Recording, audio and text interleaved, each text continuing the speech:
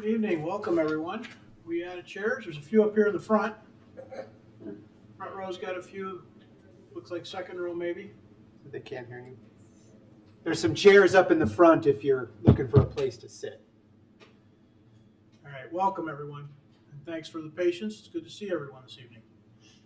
This is our February 3rd, first meeting in February, edition of the Downers Grove Village Council meeting. We are glad you have all joined us tonight. If you're watching at home, we're glad you're watching there. As is our custom, we'll begin this meeting with the Pledge of Allegiance. I pledge allegiance to the flag of the United States of America and to the republic for which it stands, one nation, under God, indivisible, with liberty and justice for all.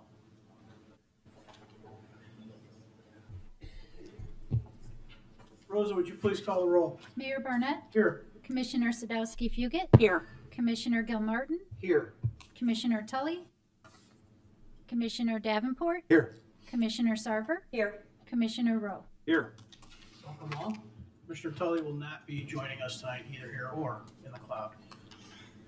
I don't know if we've run out, but to your right, if you're here in the audience, on the counters over there are copies of tonight's agenda for you to follow along. You can see where we are as we move through the course of the meeting tonight. Item 3 on our agenda is minutes of previous council meetings. Is there a motion? Mayor, I move to approve the January 20th, 2026 Village Council meeting minutes as presented. Second. Are there any comments from the council? Rosa, please call the roll.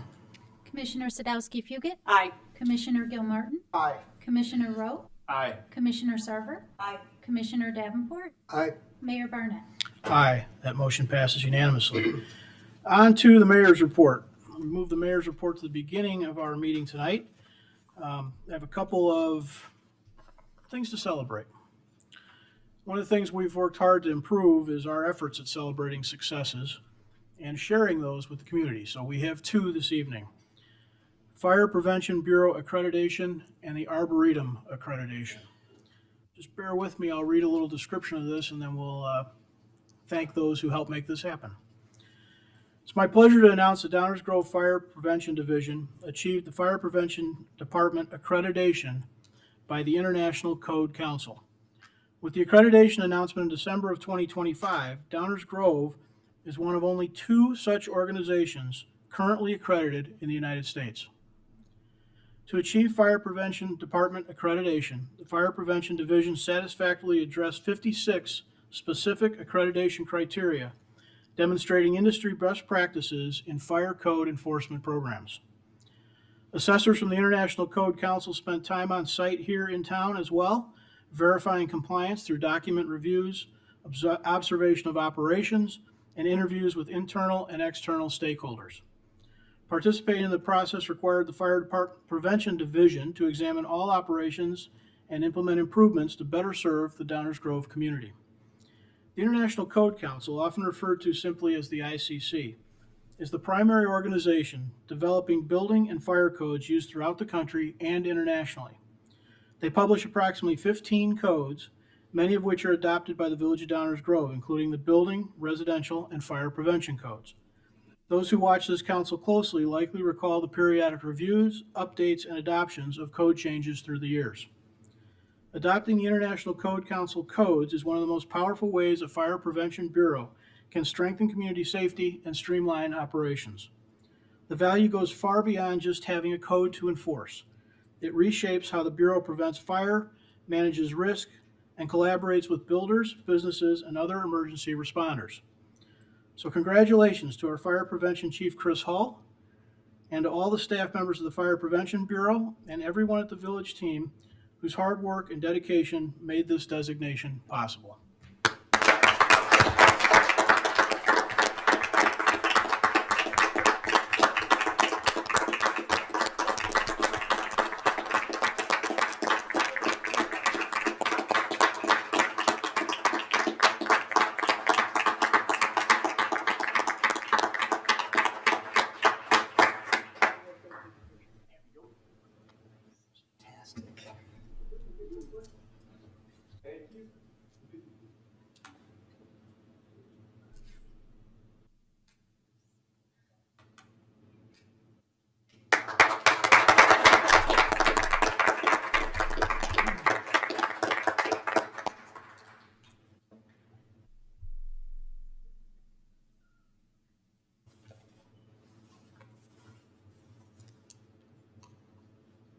as I mentioned, we have a second accreditation to celebrate this evening. Arboretum accreditation. I'm also proud to announce that the Village of Downers Grove has been awarded a Level 2 Arboretum accreditation by the ArbNet Arboretum Accreditation Program and the Morton Arboretum. The ArbNet Arboretum Accreditation Program is the only global initiative to officially recognize arboreta at various levels of development, capacity, and professionalism. Downers Grove is also now recognized as an accredited arboretum in the Morton Register of Arboreta, a database of the world's arboreta and gardens dedicated to woody plants. An arboretum is a living museum of trees and woody plants grown and cared for by an organization committed to their stewardship. Arboretas serve not only as beautiful places to explore and enjoy, but can also provide vital community resources for personal wellness, environmental education, ecological conservation, and scientific research. A Level 2 Arboretum accreditation validates that an organization is managing a meaningful, diverse, and educational tree collection with professional standards. It elevates credibility, strengthens conservation work, expands funding opportunities, and deepens community engagement. Some of the Level 2 designation criteria include an arboretum plan and governing group, a labeled collection of 100 or more species of trees, at least one tree-related event a year that is open to the general public, expanded educational and public programming. This accreditation demonstrates a meaningful commitment to tree diversity, education, and long-term stewardship. The village actively manages a thriving urban forest consisting of over 23,000 trees, representing over 120 species. This Arboretum accreditation is consistent with the village's long-standing commitment to public trees, as well as the Environmental Sustainability Plan, ecology goals, and objectives. Downers Grove is only the 7th municipality in Illinois to achieve this Arboretum accreditation. So congratulations to Village Forester Greg Soltwish, all of the staff members of the Forestry and Grounds Division, Sustainability Coordinator Jason Michnick, and the Village Council, and everyone on the village team whose hard work and dedication made this designation possible.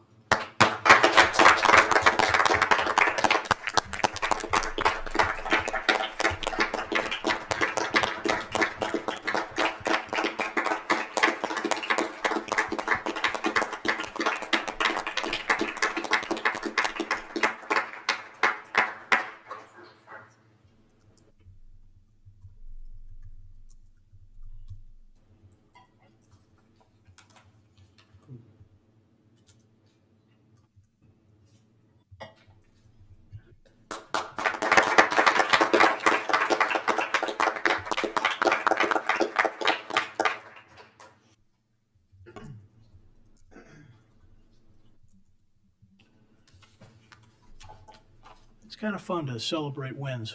And I can tell you, we historically don't do as good a job of announcing those and celebrating them as we probably should. So thank you for the good work, and thank you everybody who's here tonight for help celebrating. All right, item 5 on our agenda is the public comments portion. This is the portion of the meeting where we take public comment on items not on tonight's agenda.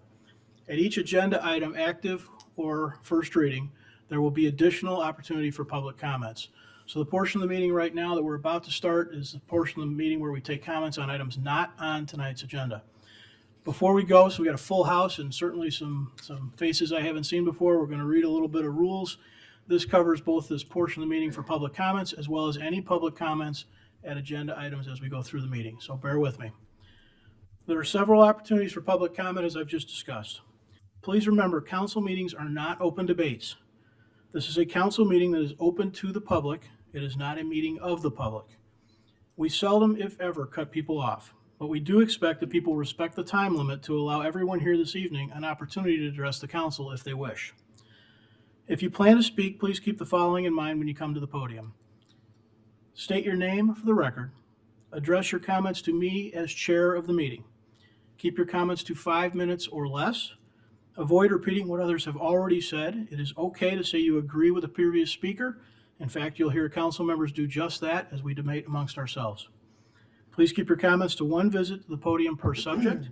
And remember that comments are most effective when they focus on the subjects within the scope of Downers Grove Village governance.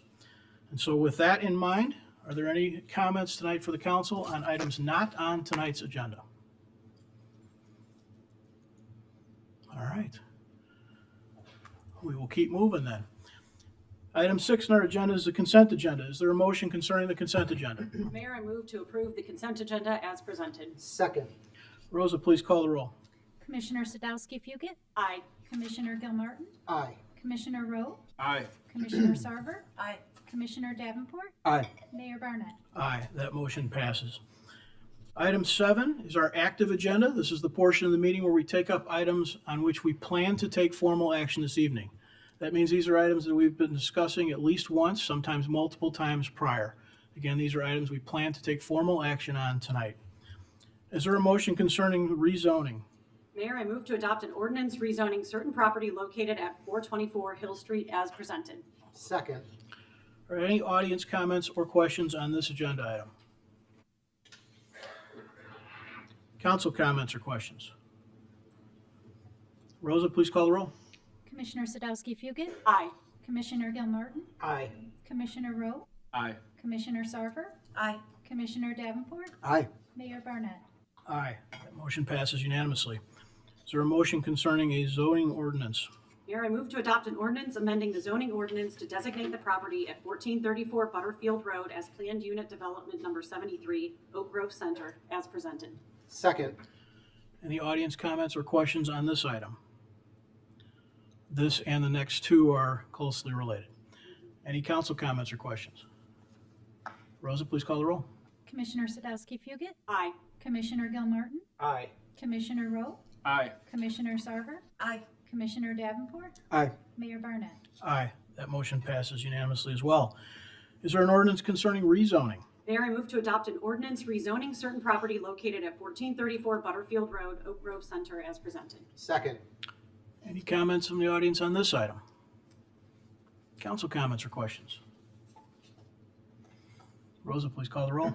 Commissioner Sadowski Fugit, Aye. Commissioner Gilmartin, Aye. Commissioner Rowe, Aye. Commissioner Sarver, Aye. Commissioner Davenport, Aye. Mayor Barnett. Aye. That motion passes unanimously. Is there a motion concerning a special use? Mayor, I move to adopt an ordinance authorizing a special use for 1434 Butterfield Road to permit a drive-through as presented. Second. Any audience comments on this item? Council comments or questions? Leslie, please. Just a funny note, we were in Wisconsin this weekend, and there was a 7 Brew that was on a lot about the size of our Ogden lots, and my husband literally said, there's not enough space for queuing for that. So clearly, these meetings have gotten to him as well. So well done to choosing a good lot. Education. Any others? Just a reminder for the record for somebody who might tune in and watch this meeting in a month, we have actually talked about these things at previous meetings, and we do have an interest in an actual, are paying attention to details and such. It's just that we're at the point now where most of the conversations happen. Rosa, please call the roll. Commissioner Sadowski Fugit, Aye. Commissioner Gilmartin, Aye. Commissioner Rowe, Aye. Commissioner Sarver, Aye. Commissioner Davenport, Aye. Mayor Barnett.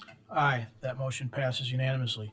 Is there a motion concerning monitoring of immigration enforcement activities? Mayor, I move to adopt an ordinance concerning the monitoring of immigration enforcement activities as presented. Second. I assume there's no audience comments on this item? I'm also, actually, in reality, I am assuming that most folks here are here on this subject tonight, so just please try and do this in kind of an orderly fashion, respect each other, one at a time up to the mic. If you want to queue up down the center aisle, that's fine. We will give everybody a chance, so please come on down to the microphone.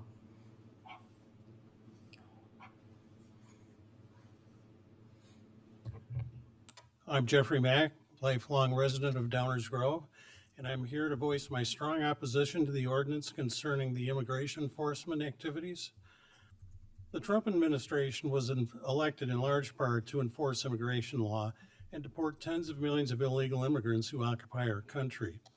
This democratically elected administration is enforcing immigration law, which was democratically passed by Congress. Attempting to obstruct this effort is a subversion of democracy. I've heard it said here by the village that the village has a duty to protect all residents of Downers Grove.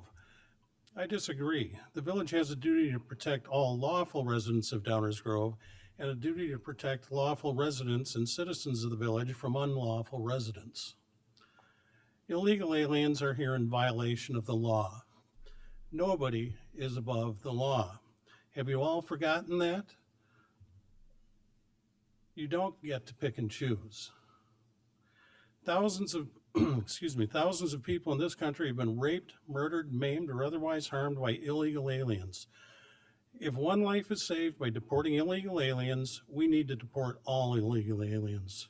The Village of Downers Grove is either going to stand for the rule, stand for law and order, or is going to aid and abet unlawful behavior. This is political grandstanding at its worst. And let's be honest, the borders were not thrown wide open for 4 years, allowing tens of millions of unvetted people to walk into our country out of compassion. They were allowed in to be exploited for political power at the expense of the American people. There are tens of thousands, if not hundreds of thousands of people, including veterans, living and dying on the streets of this country. We don't have to look very far to find them now, do we? While these forgotten people pick through dumpsters and garbage cans for their next meal, the government is housing illegal aliens, often in luxury hotels, feeding them, clothing them, educating them, and giving them free health care, all at taxpayer expense. How can a government abandon its people in favor of illegal aliens who have no right to be here? Equally disturbing, how can a citizen support this? A government that continues to abandon and abuse its citizens has forfeit the right to govern, and cannot survive. If that doesn't scare you, it should. I urge you to stand for law and order and stand with the citizens and lawful residents of Downers Grove. Vote no on this ordinance, which is nothing more than shameless virtue signaling and political grandstanding. Thank you.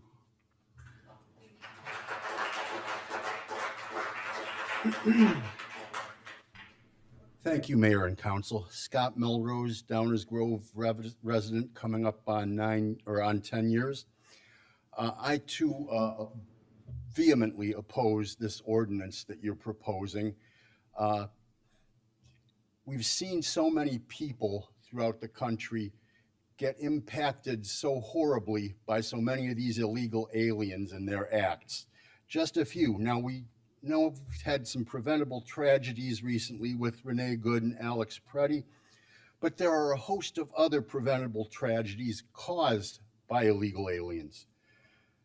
Got a list here. Brianna Kelson, killed by a hit and run, driver illegal alien. Karen Diamond, killed by a Molotov cocktail. Billy McKellar, Zabar McKellar, Krishan McKellar, Kason McKellar, Nicole Gregory, all killed by a truck driver, illegal alien, somehow has a commercial driver's license. Oh, and by the way, it turns out the state of New York is issuing those, and along with it, real ID to people who are illegal aliens. Larisha Sherelle Thompson, arrested our 6 illegal aliens between the ages of 13 and 21. Jimmy Friesenhahn, he's one of the lucky ones on this list. He was only paralyzed after being shot by an illegal alien. Ava Moore, killed and hit by a jet ski driven by an illegal alien. Jorge Gonzalez, killed by 2 illegal aliens who've been charged. Alexander Motabadze, killed in a home invasion, 3 illegal aliens charged. Camilla Williams, killed by an illegal alien who had a final deportation order in 2023. Lisbia Milith Ramirez Guerra, killed and buried in the woods by an illegal alien. Ilias Louis Mavros, killed in a home invasion by an illegal alien. Aiden Lopez Lorenzo, killed by a married couple that confessed, both illegal aliens. Matias Roblero Emmanuel, killed by a drunk driver, previously deported and back in the country again. Debrina Kawam, burned to death on the New York subway train. That one actually got a little publicity. You might be familiar with that one. Grayson Christopher Davis, killed by a drunk driver, illegal alien. Angel Samaniego, killed at a hotel by a member of TDA, Trendy Aragua. Oh, and by the way, didn't we have a robbery roughly half a mile here, a woman robbed on our streets by some Venezuelans as well? Don't know if they're TDA, but I understand they're Venezuelans.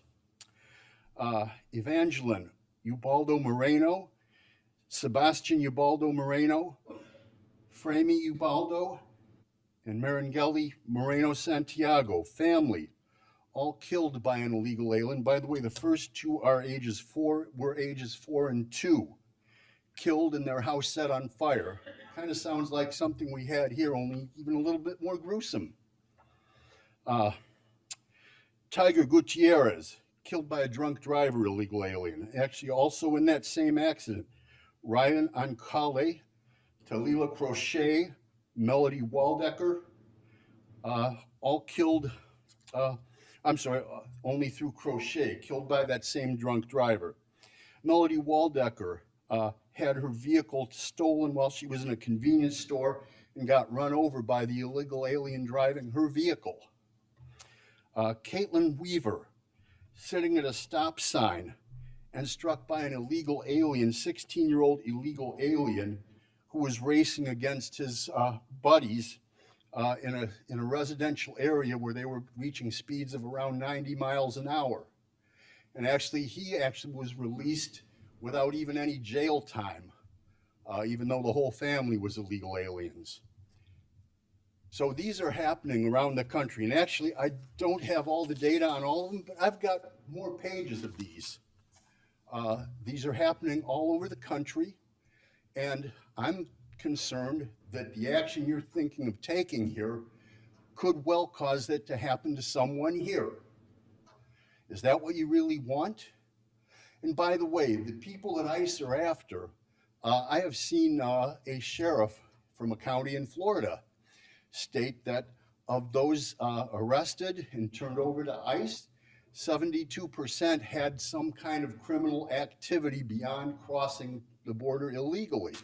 And the rest he described as ride-alongs. That's just a couple percent less than Secretary of Homeland Security Nome states. So ICE is going after the kind of people that do this. And you oppose that? You dare to oppose that? Thank you for listening.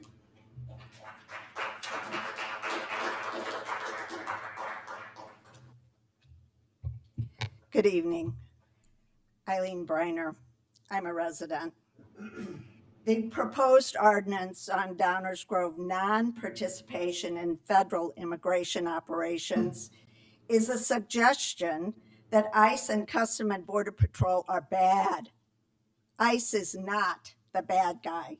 ICE is deporting criminal illegals from communities.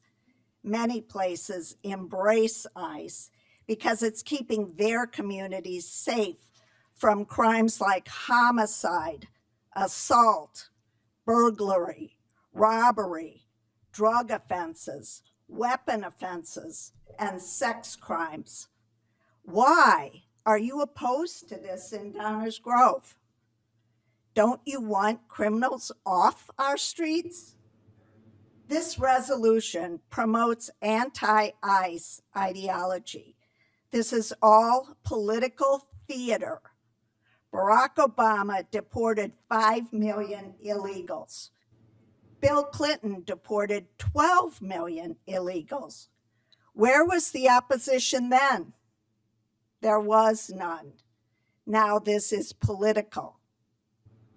We do not want Downers Grove used as a political tool.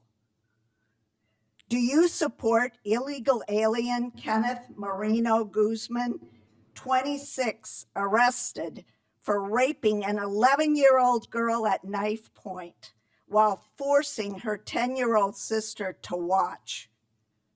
What can you say to Joe Abraham from Glenview, Illinois, whose daughter Katie was killed in January of 2025 in Urbana, Illinois, by an illegal drunk driver? She was 19.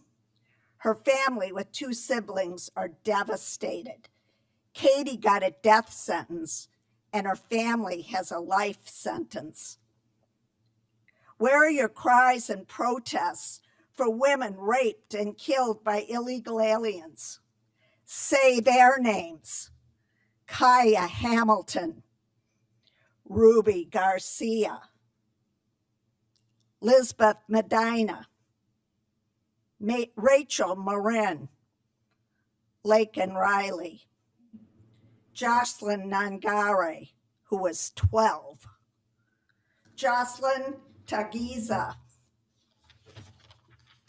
Melody Waldecker, Molly Tibbetts. Why do you oppose the lawful enforcement of America's long-standing bipartisan immigration laws? Why?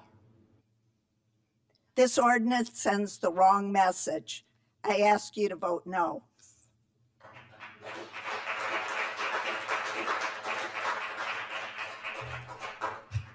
Good evening. My name is Laura Hoyce. I'm a resident of Downers Grove since 1985 and a candidate for Illinois State Representative, House District 81. My number one priority as a resident and a candidate is public safety.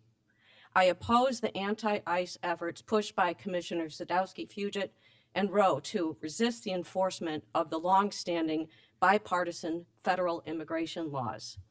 The proposed ordinance is a really bad idea. It serves no purpose. The Village Council cannot stop ICE. You do not have our consent. There are some here who believe it's okay to violate federal law. Most of us do not. The Village Council's legitimacy as a government entity derives from the people's approval. Consent of the governed is a foundational principle from the Declaration of Independence. If you move forward with village resistance efforts, you will put lives at risk, no doubt about it. When chaos erupts against ICE, you will prioritize illegals over American citizens. Chick Briner mentioned Joe Abraham, whose 20-year-old daughter was killed by an illegal alien in January of 2025. And I have with me tonight a picture of the beautiful 20-year-old Kayla Hamilton, who was robbed, raped, and strangled by an illegal alien just a few months ago in Maryland. This is happening all across the country. Why bring it here? What is it that you think is so important that you would actually put citizens' lives at risk? Your recent discussions suggesting more opposition, reporting, monitoring, obstructing, have gone on for far too long. In 2019, my opponent in District 81 voted yes to not allowing enforcement agencies to work with Immigration and Customs Enforcement. That House bill, which was 1637, combined with Illinois' soft on crime policies, have encouraged illegal immigration and protected illegals. And it's costing us lots of money. Every resistance costs taxpayers more because you're slowing down the effort to remove the criminals from our communities. It's wrong. The inept decisions made by local government authorities in Illinois and other blue states have created high-risk conditions that we live with today. We no longer wish to tolerate the division. The tide turned last week in favor of President Trump's demands to stop the violence in Minnesota. We are thankful that Tom Homan and ICE will stay the course, remove illegals, and restore law and order. We want ICE to remove violent criminals from our neighborhoods. Your task is to turn over arrestees, direct our local police to provide control and backup for ICE, and investigate law-breaking by government officials. It's time for this village and far-left radicals to stop resisting deportation of illegal aliens who threaten our quality of life and make us less safe. We just had 2 months ago a woman at gunpoint have her purse stolen. She was in her vehicle and an illegal came up and accosted her in her car, took her purse. She wasn't killed, thank God, but this is happening just a few blocks from where we stand, right here in Downers Grove. Why invite this? I don't understand it. Stop taking our tax dollars to hurt us. I support legislation to end sanctuary cities, which is, I believe, the root cause of our problems. Chicago and this village of Downers Grove should be sanctuaries for law-abiding American citizens only, not for the illegal alien criminals who broke our laws. We deserve better in Downers Grove than what we have going on in Chicago. We're tired of having to lock our doors, our cars in the driveways for fear of tired of being afraid for the safety of our family members and friends. Your actions have contributed to us being vulnerable to crime, and harm to victims of crime happens without consequence with soft on crime policies. It must stop. We've got to turn this around. So I'm asking you to reverse course on this, what has been happening, use common sense, and vote no to this ordinance. Thank you.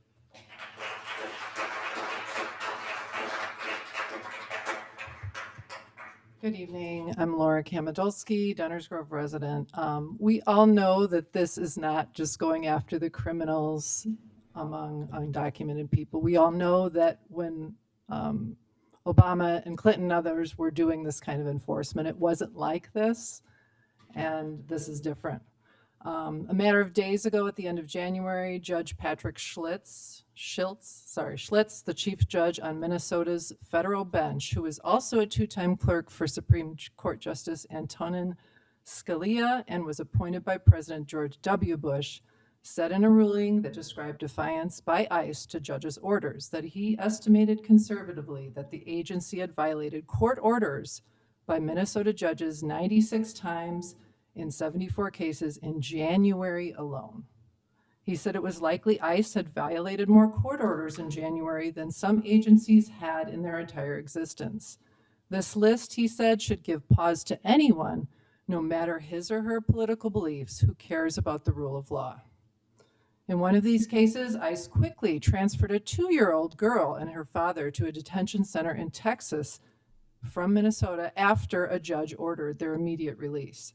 Thankfully, they were returned to Minnesota the next day so the toddler could be reunited with her mother. Judges in Washington, D.C., New Jersey, Rhode Island, Florida, Maine, Massachusetts, and California have also had court orders violated by ICE in just the recent months.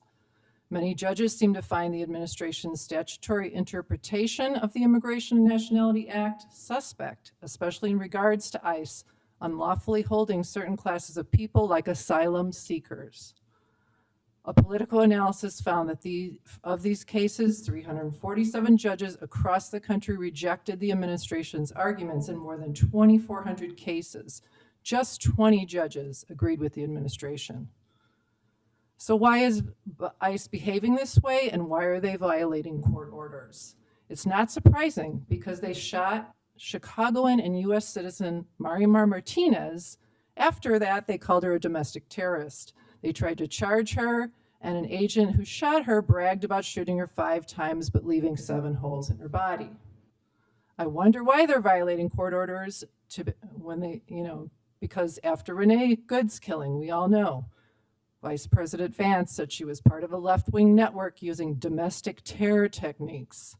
DH Secretary Noem said she was a domestic terrorist. An creepy advisor, Stephen Miller, said ICE officers have federal immunity and that Good was a domestic terrorist and a would-be assassin who tried to murder federal agents. I wonder why, after Alex Preddy's execution, Stephen Miller and Kristi Noem again said, domestic terrorist, right away. And he wanted to do maximum damage and massacre law enforcement. We all have eyes, and we all know that's not true. Even Senator Rand Paul is saying, we all have eyes, and they cannot be trusted. Clearly, these are people who do not think they need to tell the truth or be held accountable or comply with court orders. Through passing this ordinance, our village will demonstrate to residents that they value our constitutional rights. And in face of this administration's repeated racial profiling, violations of constitutional rights, violations of orders by the courts, rush to spin and cover up egregious cases of use of force that resulted in deaths, and shutting out of state investigators after such occurrences. This ordinance could deter or at least may help document any use of these excessive force and other things, chemical irritants, and wrongful arrests by ICE and Border Patrol in our village. We better be prepared with this ordinance in place for when the civil immigration enforcement overreach happens again here in Chicagoland. At a time where people, including U.S. citizens, are being detained or disappeared without due process, they're being dehumanized and mistreated in custody and unjustly killed in the streets by ICE and CBP. Thank you.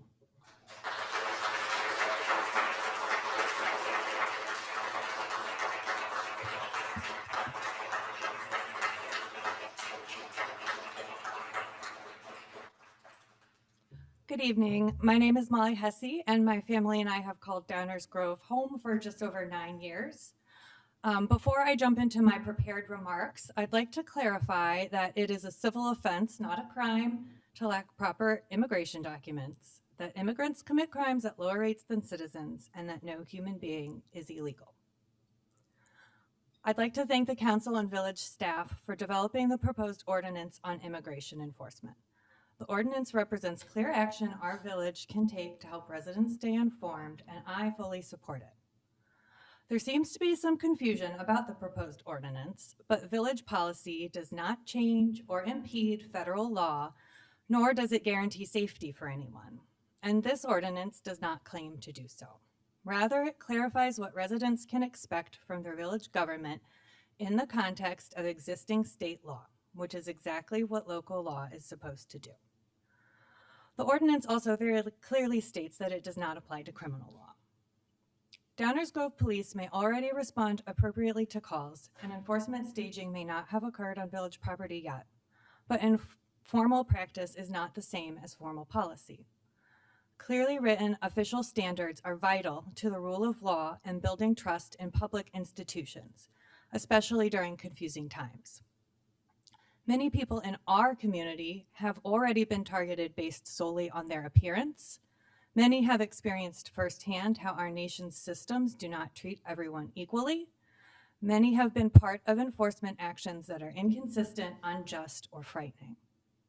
We have all seen the incidents of young children being detained and unnecessary violence being used against immigrants and bystanders alike.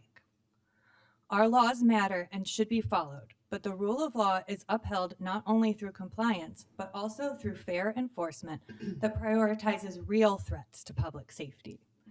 And yet we are seeing disproportionate federal attention and resources directed toward broad, indiscriminate sweeps of nonviolent residents, many of whom do have valid documentation. We are seeing inconsistent and inaccurate statements coming from those in positions of authority. This approach not only reduces efficiency and trust, but makes it harder to address serious crime. Regardless of where you fall politically, it is reasonable to acknowledge that this environment creates fear and mistrust. If the need for transparent local policy is still not obvious, it is not because the harm or confusion that have come with recent enforcement practices are unclear, but because privilege makes it easier to ignore. While I cannot speak for those who have been directly targeted by recent enforcement practices, the impact of the proposed ordinance becomes apparent when we think about how it might affect our residents. If your elderly parent needed to visit the village social worker, it would matter to know whether immigration agents might be present. If a loved one were stopped by unidentified agents based on appearance alone, it would matter to know that local police would respond to rights violations. If your family hesitated to call for help in an emergency because you feared that sharing personal information might put you at risk, it would matter to know how village staff would handle that information. For many of our neighbors, these are not hypothetical situations, they are daily concerns. Those most affected by our recent enforcement practices are our neighbors, our classmates, our coworkers, our friends, and our loved ones. They are part of Downers Grove and have the same basic rights that we all do. The proposed ordinance does not promise protection from federal enforcement, propose changes to immigration law, or prevent the enforcement of criminal law. It provides something more grounded and responsible, clear explanations of what residents can expect when interacting with village property and staff during confusing times. That is good governance. I encourage the council to move forward with the ordinance and to continue choosing clarity and compassion in how we support our wonderful community of Downers Grove. Thank you.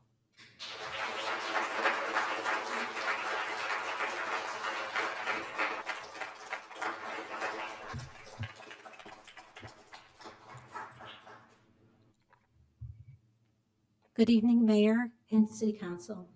My name is Holly Plies. I've been a resident of Downers Grove for 36 years. I'm a natural-born U.S. citizen, and I pay taxes. My great-grandparents were not natural-born citizens. They came to America to receive permanent protection from wars and violence, to escape poverty, in particular the potato famine, since a lot of my family are Irish immigrants, freedom and economic opportunity. When they became citizens, they received permanent protection from deportation, the right to vote, eligibility for government jobs or political offices. They received ease in going back to visit their old country and the opportunity to sponsor other family members to come and live with them and be reunited, enjoying the American dream. Illegal citizens do not pay taxes. They can be deported at any time. They do not register for the draft. They do not protect our country. They do not serve jury duty. They do not receive the same fair wages, and their children worry about family separation. Tonight, Mayor and City Council, I ask you to go against this ordinance that you're proposing. Please. What you're suggesting is putting a Band-Aid on a problem that you think you're going to solve. Your vote in favor of a change of our village ordinance is starting a conflict. It's picking a fight by holding back the hand of our village police and by demanding that they take time off from protecting the citizens of Downers Grove so they can babysit federally appointed ICE officers who are trying to peacefully uphold and enforce the criminal alien program, which prioritizes the safe removal of dangerous criminal aliens who murder and rape children in our country. Therefore, I now hold you all responsible, since you have the power to vote. I hold you responsible to protect the citizens of Downers Grove, the citizens of Downers Grove, and citizens of the United States of America. Help, if you are so worried about people that are illegals, help them find the right path like my grandparents did. That's the way. You're not helping them. You're harming them. They're always going to be living in fear. You're putting a Band-Aid on a problem. This is not a fix. And I vote you to please do what you promised to do and uphold the existing ordinance and protect the citizens of Downers Grove, Illinois. Thank you very much, and may God bless you and help enlighten your minds to listen to the Holy Spirit. Thank you.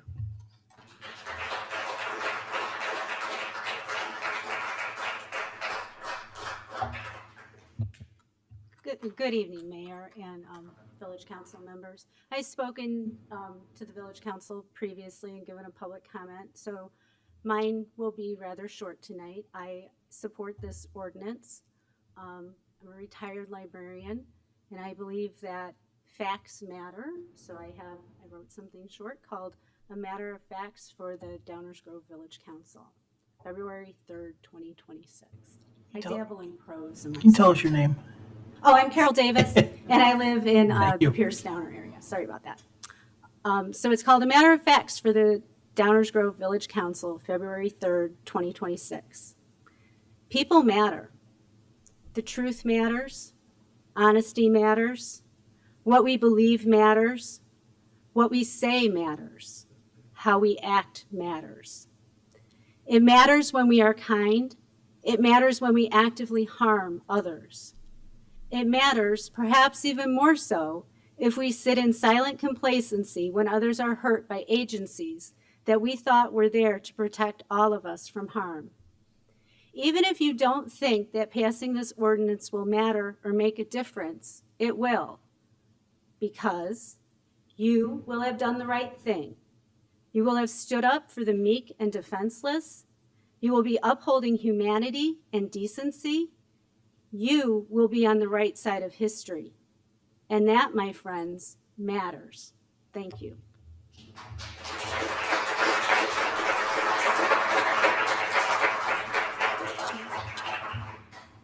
Good afternoon. My name is Liliana Ruiz, and I am a 15-year-old student at Downers Grove North High School.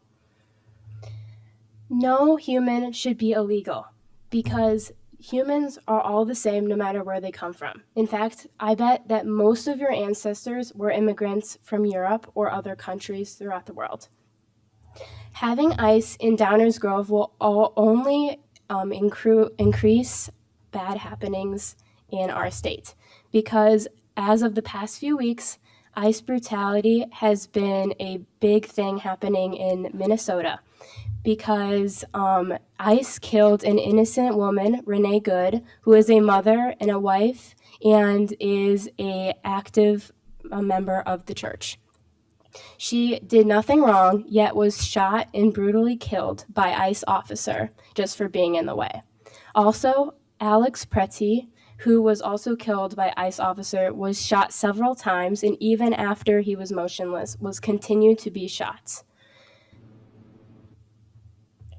Overall, I believe that having ICE in Downers Grove will not be effective because even though their so-called illegal aliens commit crimes, they're no match for the crimes that are committed by actual citizens. And even though they are not citizens, they still pay taxes and contribute to a lot of things that happen in the U.S. Thank you.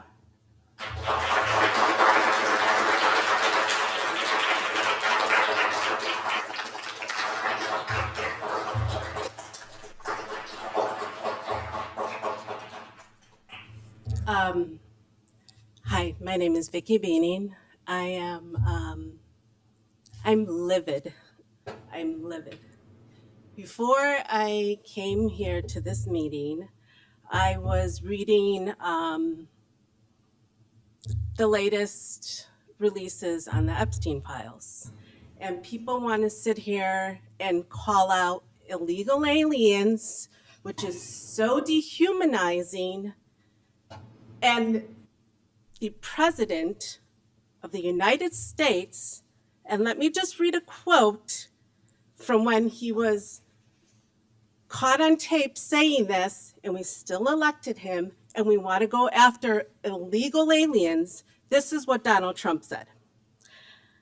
I'm automatically attracted to beautiful. I just start kissing them. It's like a magnet. Just kiss. I don't even wait, Trump said. When you are a star, they let you do it. You can do anything. Grab them by the pussy. That's what he said. You can do anything. So everyone up here talking about illegal aliens. Vicki, hey, Vicki, Vicki. Okay, I'm sorry. Time out. Okay, I'm sorry. Hang on, you're not getting cut off. Hang on. Yes. I want you to take your time. You're not getting cut off. Breathe deep. Okay. Just focus up here, okay? Okay. I am just, I am shaking. I am shaking. And I'm so tired of people acting like ICE is here doing the right thing. Okay, maybe there are some criminals, but what they are doing, the way it is enacted, the way Biden, Obama, everybody, it all needs to be reformed. And so it's not just Donald Trump, it's people before him. And I'm just shaking. And I just want to end on this. I want to read this quote from Anthony Bourdain, and I think it is very fitting and captures. Okay, he said, some people say make America great again. I say America was great all along. Some of us just forgot why. It's great because your grandfather and my grandfather and just about everybody's damn grandfather or great-grandfather crammed themselves, snuck their way, or was dragged onto a boat one way or another, allowed themselves eventually to dream. You still can. There's still room, and in some places in America, apparently you are still welcome. Welcome, stranger. This land is your land. And I will say, I am the proud daughter of an immigrant. My father came here in 1962. He was in this country for 7 years, got drafted to Vietnam War, and he went and served this country. And he did a lot of other things, like taught Little League and raised my friends were in my house, and we shared our culture and our music and our food, and this is abhorrent what is happening. That's all I have to say.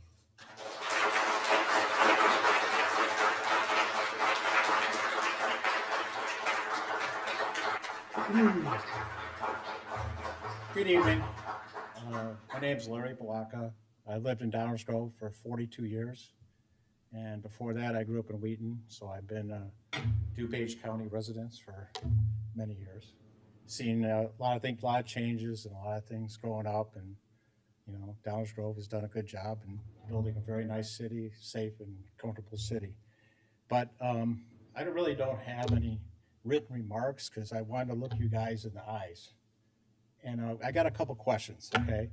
One of them is, did you guys survey the people of Downers Grove as to what they want to do? No, okay, that's all right. Anyway, it's just a question, you know, just something to think about. And the other thing is like, I don't want to go into the talking points. There's a lot of emotion, there's a lot of stuff going on. But one of the things that's, and I think the council lawyer is probably here. I don't know who he is or she is, but in the go back to the Revolutionary War, right? Revolutionary War, history lesson, right? What happened after Revolutionary War? The federal was trying to control the states because the states were out of control. A lot of them were making their own laws and doing different things, and that's why some of these laws came in. And, you know, so that's where federalism came about. You know, well, federalism, there are federal laws that trump state and city laws. Otherwise, state and cities can make whatever laws they want, right? And I think, seriously, this is the case. And I know there's a lot of issues with some of the things that are going on, stuff like that, but if you go back over history, all right, you guys legally can't do this because of federal and state laws. And I know everybody's going to get into talking points. Illinois is a sanctuary city and all this other stuff. Again, I think there's a lawsuit against them.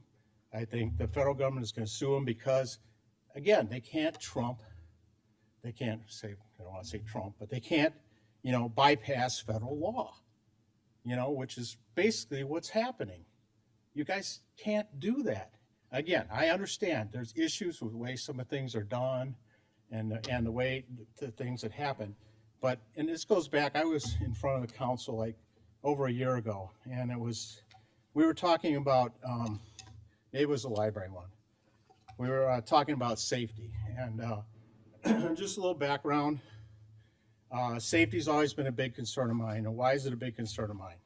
Because I taught safety at the airlines, okay? I was an airline pilot. I had people on board, and just to give you an analogy, okay? So we're flying in a tube, right, in the air, 35,000 feet. And if somebody does something wrong or bad, that's a threat to the other 69 people that are there, right? So we have to do something about that, you know, and it's an enclosed space, right? So that's one of the things that, you know, safety is a really big concern of me, and I've talked to the library board about, because there was issues going on, things like that, the library, but there has to be deterrence. Department of Homeland Security, TSA, why did TSA come about? TSA came about because of 9/11. I was flying on the day of 9/11, right?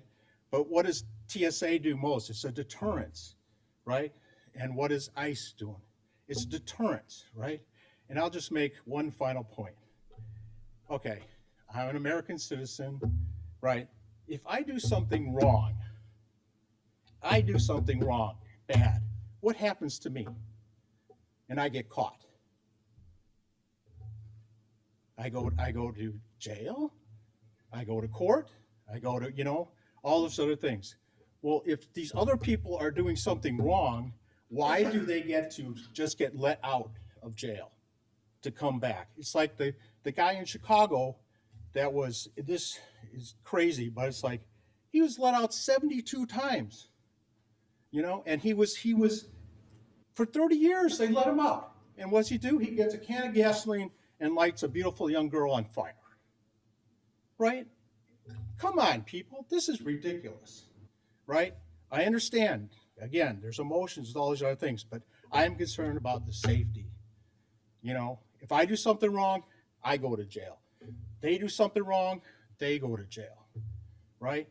And I don't care if they're here illegally or whatever it is, they do something wrong, they should go to jail. Well, we have to be able to enforce these laws. If we don't enforce these laws, what happens? You have chaos. It's ridiculous. So I don't understand all this. So anyway, I would encourage you to reject this ordinance. Think about what you're doing and think about the safety of Downers Grove citizens. Thank you.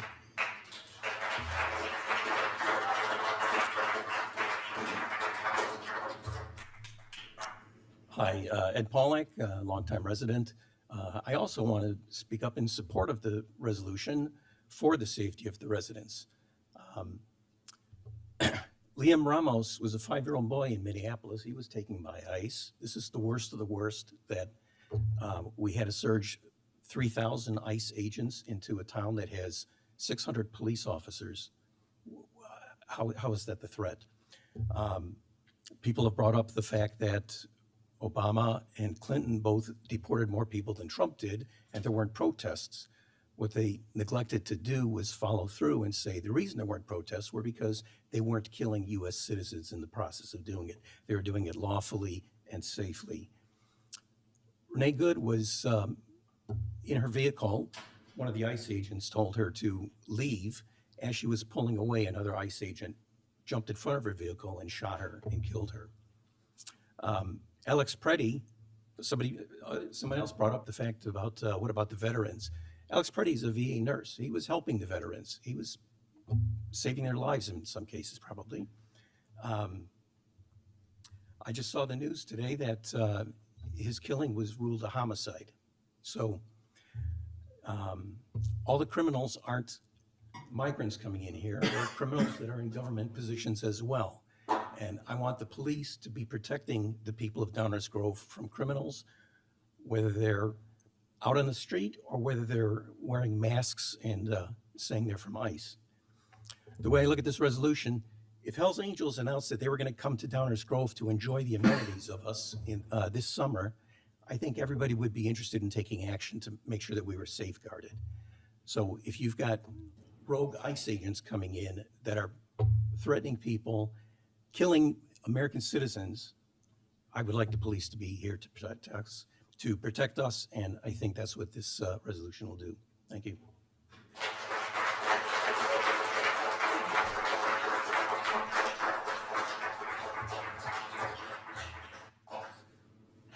Good evening.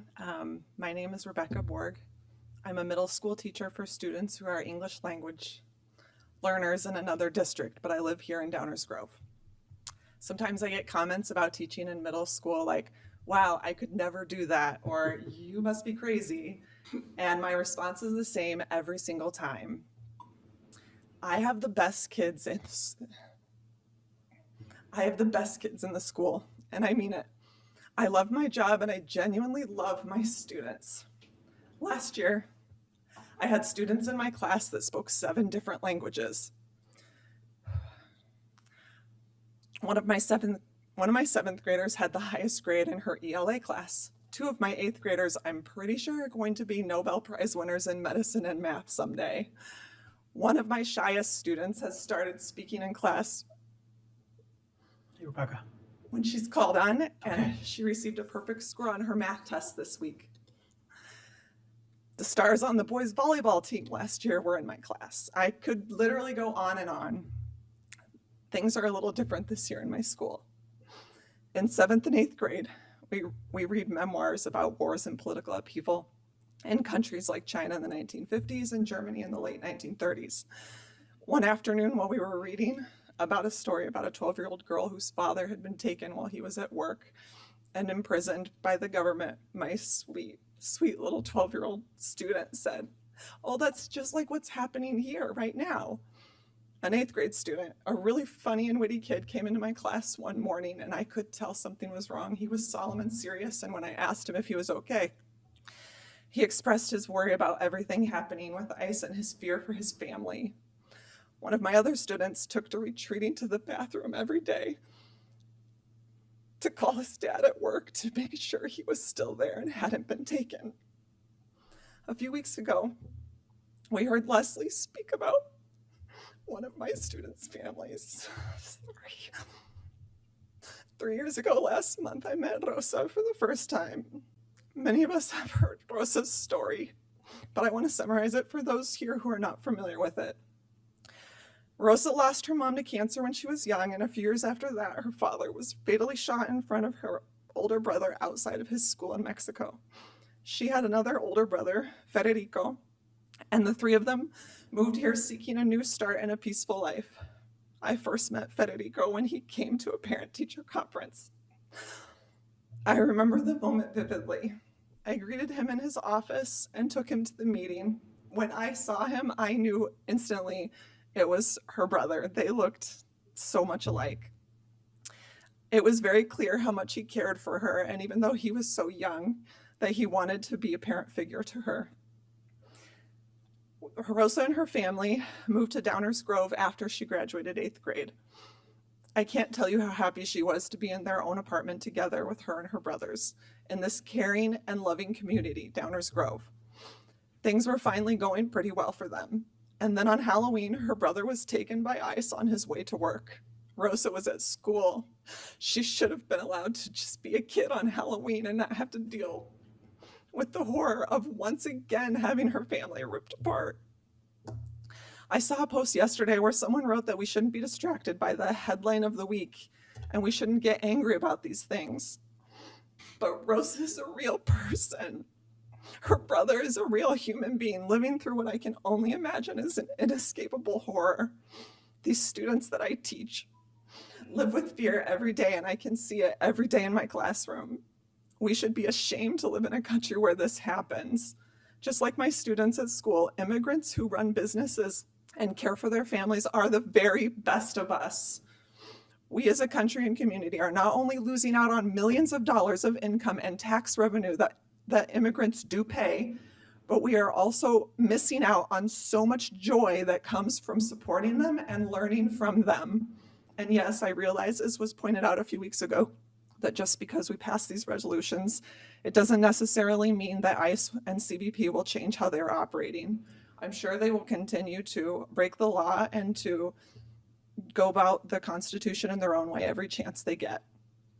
But Downers Grove has a history of standing up for human rights and civil rights of others and wrapping our arms around the most vulnerable. We won't change the world today, but we can change our corner of it.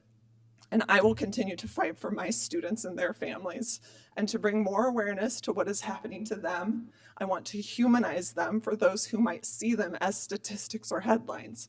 And I urge the council to vote for this ordinance and signal to others where we stand.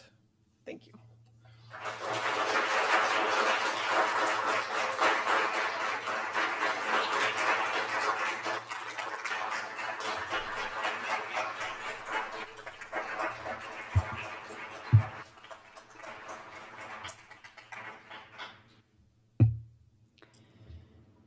My name is Robin Tryloff, and as is my wont, my presentation will be very sort of logical and administrative. So before I launch into it, I would just like to reinforce and hope you will hold space for the previous speaker and that powerful and emotional and humanizing set of remarks. It was incredible. and it's hard to shift to something more administrative, so please hold space for the beauty of what she shared with us. I'm here tonight in strong support of the proposed ordinance concerning the monitoring of civil immigration enforcement activities. This ordinance is rooted in a simple truth. Local government has both the authority and the responsibility to ensure village property, data, and personnel are used for village purposes and not diverted into federal civil immigration enforcement, which is neither the village's mandate nor its role under the Illinois Trust Act. By prohibiting the use of village-owned lots, decks, and facilities as staging areas or operational bases for civil immigration enforcement, this ordinance protects Downers Grove's resources, legal boundaries, and ability to govern its own affairs. It also ensures that our public spaces remain places where residents feel safe, welcome, and respected. Downers Grove would not be acting alone. 11 other Chicago area suburbs have already adopted similar ordinances or resolutions, recognizing that clarity, transparency, and local control are essential to maintaining public trust. These communities have affirmed that safeguarding constitutional rights and ensuring that federal civil immigration operations do not intrude on local governance is both lawful and necessary. This ordinance also strengthens accountability by directing our police department to respond to calls concerning potential constitutional rights violations. That is not interference. It is responsible governance. It ensures that if federal agents operate within our borders, their actions are observed, documented, reviewable, protecting both residents and officers. Just as importantly, this ordinance reflects who we are. Downers Grove has long committed itself to being a community that treats every person with dignity and respect, regardless of immigration status, race, religion, gender, or national origin. This ordinance affirms that commitment in practical and enforceable ways. I also want to express a hope for what comes next. 14 suburbs in our region have taken the additional step of posting their statements, resolutions, ordinances, and related resources on their municipal websites, ensuring that residents have clear, accessible information about their rights and about local policy. I hope Downers Grove will join them. Transparency is not just good governance, it is a cornerstone of public trust. By adopting this ordinance, we align ourselves with our values, with state law, and with the growing number of municipalities that recognize the importance of protecting local authority and community safety. I urge the council to pass this ordinance and to continue leading with clarity, passion, and a commitment to the dignity of all who call Downers Grove home. Thank you for listening to me, and I'd like to ask everyone in the audience who agrees with what I've just said to please raise their hand.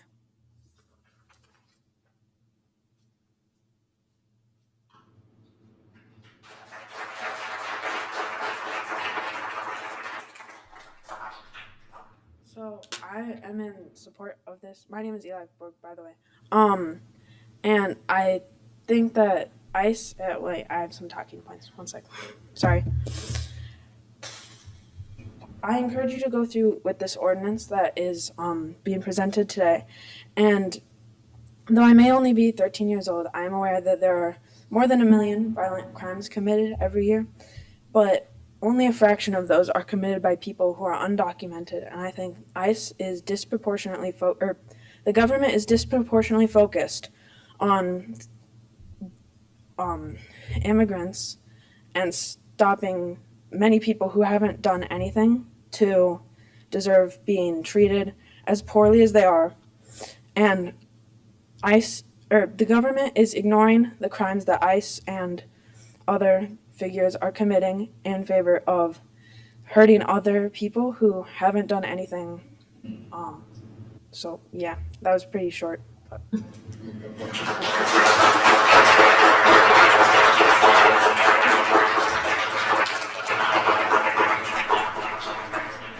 Good evening, Selma Moberg. I take a minute to share the picture of this face, this human.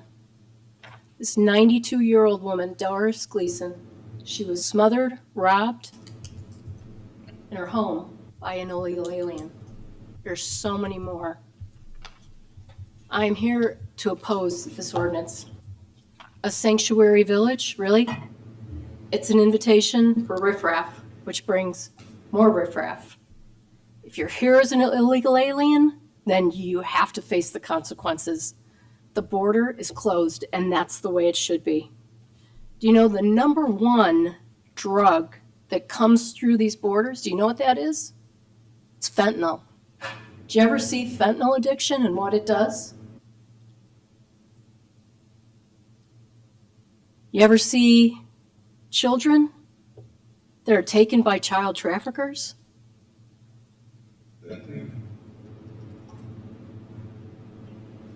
Are you willing to take these illegal aliens into your home? Pay for their health care? Pay for their everything? Homeland Security was established in 2002 in response to the 9/11 attacks against the United States of America. ICE is a part of Homeland Security. I live right next to town. I haven't seen a thing related to ICE. The Downers Grove Police Department should work in tandem with the Downers Grove Police Department.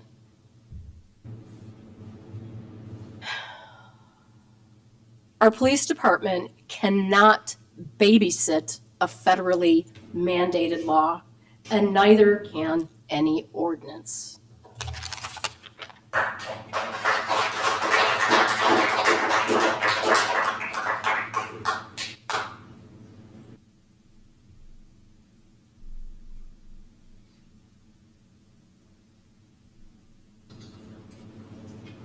Good evening, Mayor and Council. I'm Irene Hoekstrom, another Downers Grove resident. And I know I mentioned last time I spoke that I am the proud daughter of immigrants. My father came to this country not speaking a lick of English, and for 50 years he saved lives as a family doctor. He delivered babies, and he even arranged for adoption of a child within his practice. I'm ashamed that some of those people who are my neighbors here just see immigrants as murderers. No one wants to leave their country and their families. They are fleeing a bad situation, and they want to come here for a better life and to work hard. What about all the mass murders committed by Americans? The man who shot Trump was an American. Starting with Columbine, Sandy Hook, Las Vegas, we can go on and on. What about an ICE officer who repeatedly raped an immigrant while in custody?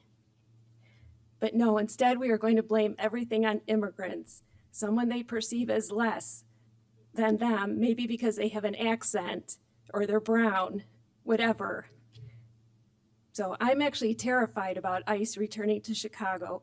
I'm terrified for my mother, who is a naturalized citizen, as well as the Filipina caregivers that are helping her. I'm also terrified for my sister-in-law and niece who are Puerto Rican, because being brown is enough to be zip-tied and hauled off to a concentration camp. So as I also mentioned previously, if you wondered what you would be doing during slavery, the Holocaust, or civil rights, you are doing it right now. All of us, everyone right here in this room tonight. Thank you.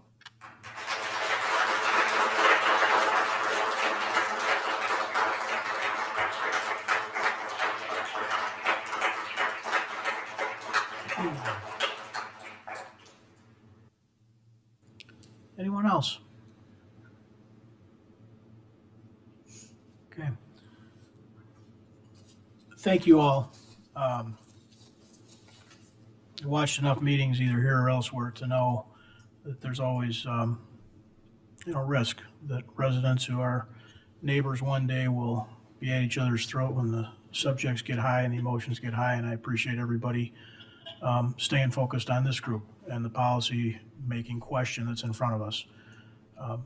Don't know exactly where that'll land, but clearly, like many subjects, people care deeply, and I think that, frankly, is one of the trademarks of Downers Grove. So thank you all for acting that way tonight. Appreciate it, really. Any council comments? Anybody want to start a discussion? Leslie, go ahead. Expected. First, I would like to apologize to all of the immigrants and family of immigrants that had to hear a lot of not factual information and hatred. Because when you look at the data, again, like I said last time, undocumented immigrants commit the least crime of any category. And the 2024 study, co-led by Northwestern University economist Elisa Hakome, provides the first historical comparison of incarceration rates of immigrants to US-born citizens. More than happy to give you all that reference. And using incarceration rates as a proxy for crime, a team of economists analyzed 150 years of US Census data and found immigrants were consistently less likely to be incarcerated than people born in the United States. They also found that beginning in 1960, that incarceration gap widened, such that immigrants today are 60% less likely to be incarcerated than US born. They have never been more incarcerated than the US born. So let me try and make a comparison to which some folks can easily relate. If I could stand up here and say, well, most school shootings are committed by white cis hetero males who seem to be angry at women, maybe we should forcibly ban them from schools. That sounds pretty absurd, right? Because that's what you're doing right now.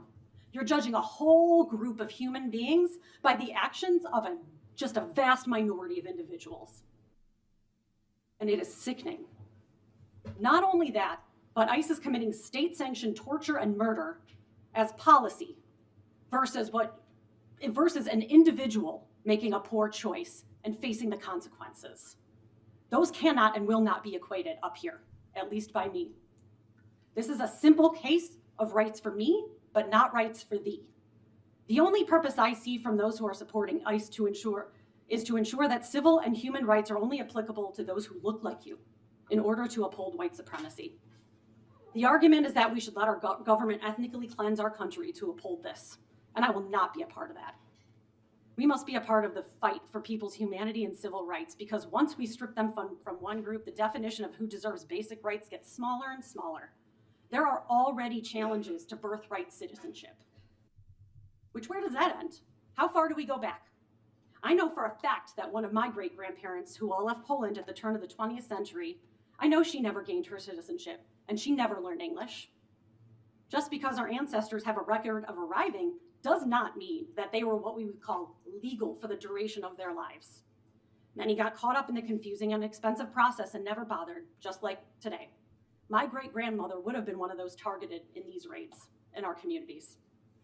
And to be clear, judicial warrants will still be served if someone committed a crime, and our local police department will provide resources to immigration enforcement in that realm. Because if a crime is committed, our police are still committed to helping solve that crime and ensure that people pay for whatever they might have committed. None of that changes that, and we are fully in compliance with local and state law. But the state-sanctioned kidnapping of people with no criminal history, which again, looking at the data, according to US Immigration and Customs Enforcement, in 2025, about 29% of the people detained had no 29% were convicted criminals, compared with 71% who had no criminal convictions, and that is from ICE itself. 24 of them had pending criminal charges, and only about 5% of those detainees had convictions for violent crimes.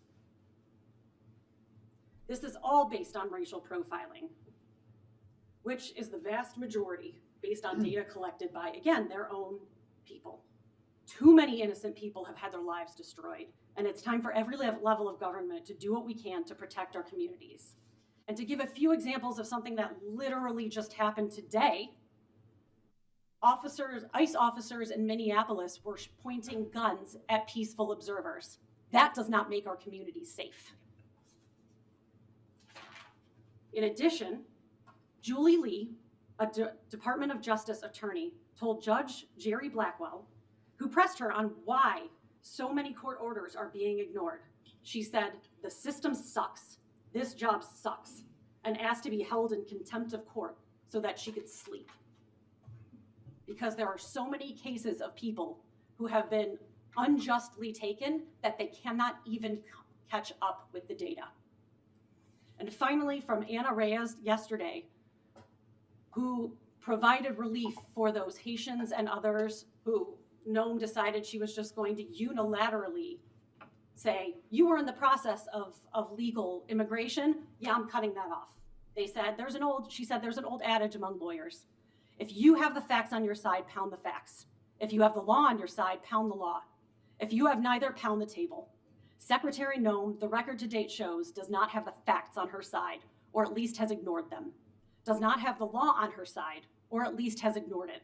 Having neither and bringing the adage into the 21st century, she pounds X, formerly known as Twitter.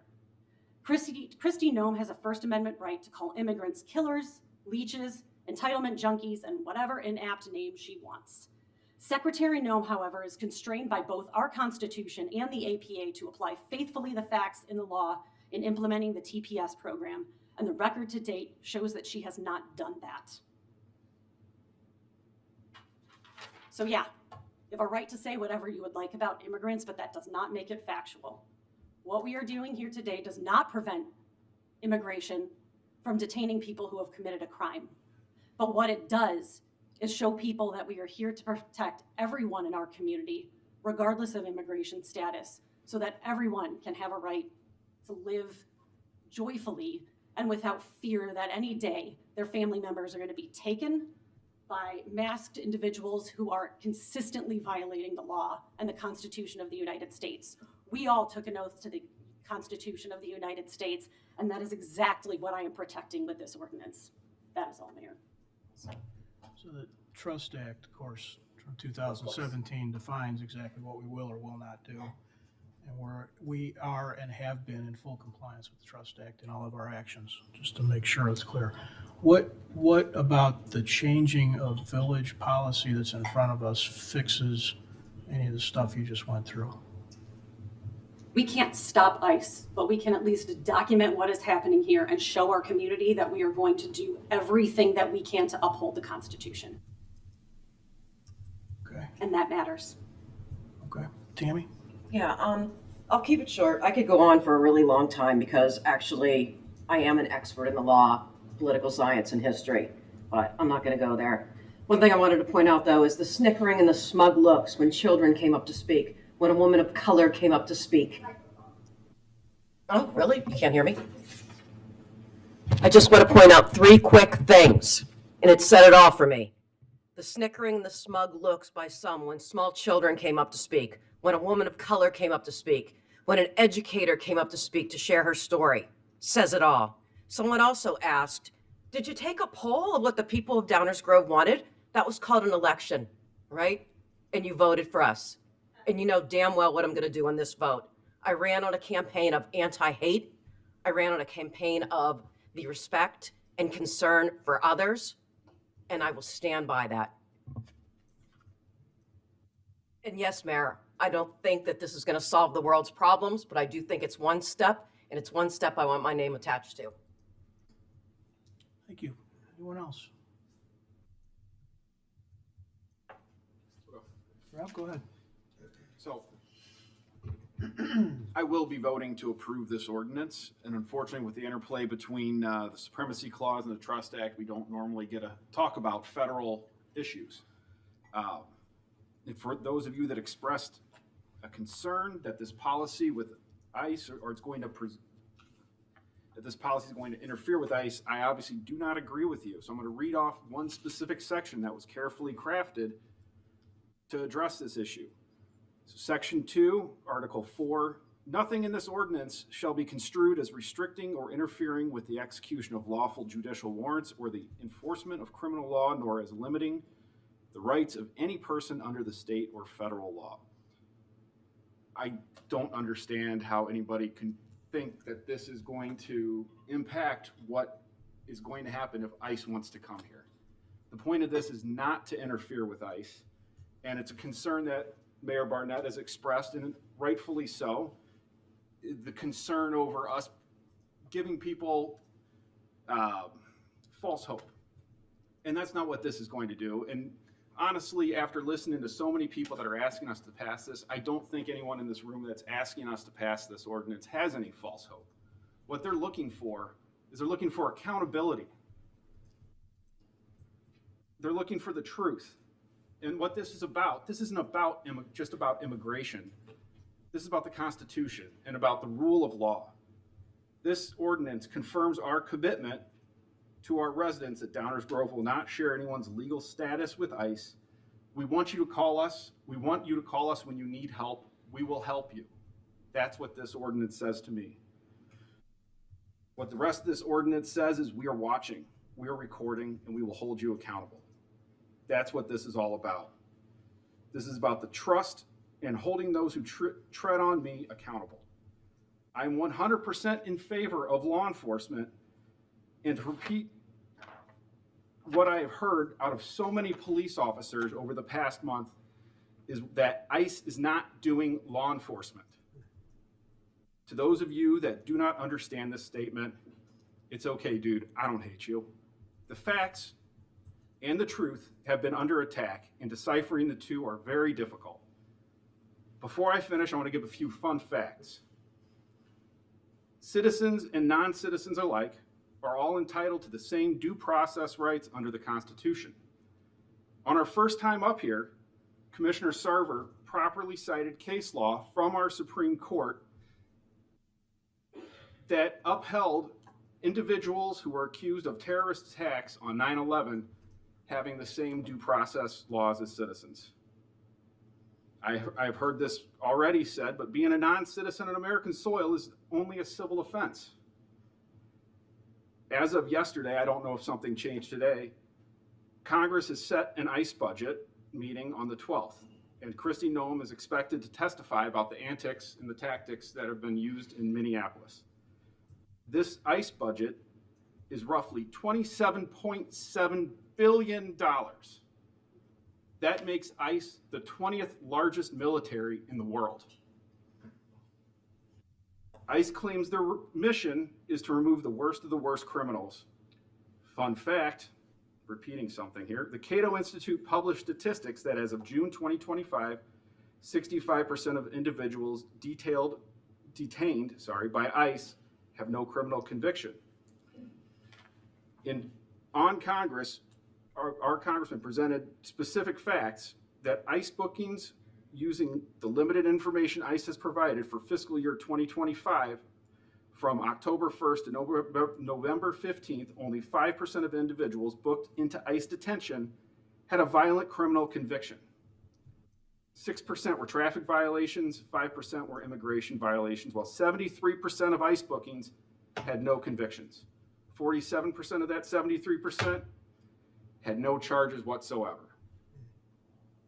And finally, the internal memo, which was obtained from a whistleblower, that ICE has advised their agents that they do not need a warrant to enter people's homes. They just need the administrative warrants. Another fun fact, there is no such thing as absolute immunity, and the statute of limitations for violations of the federal law is 5 years.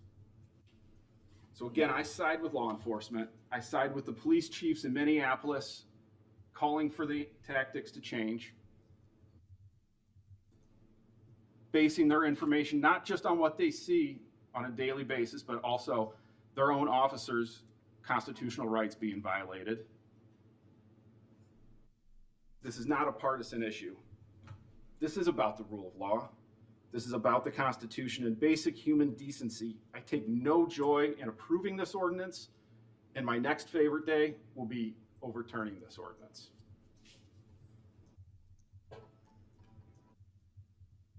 Anyone else? Mike?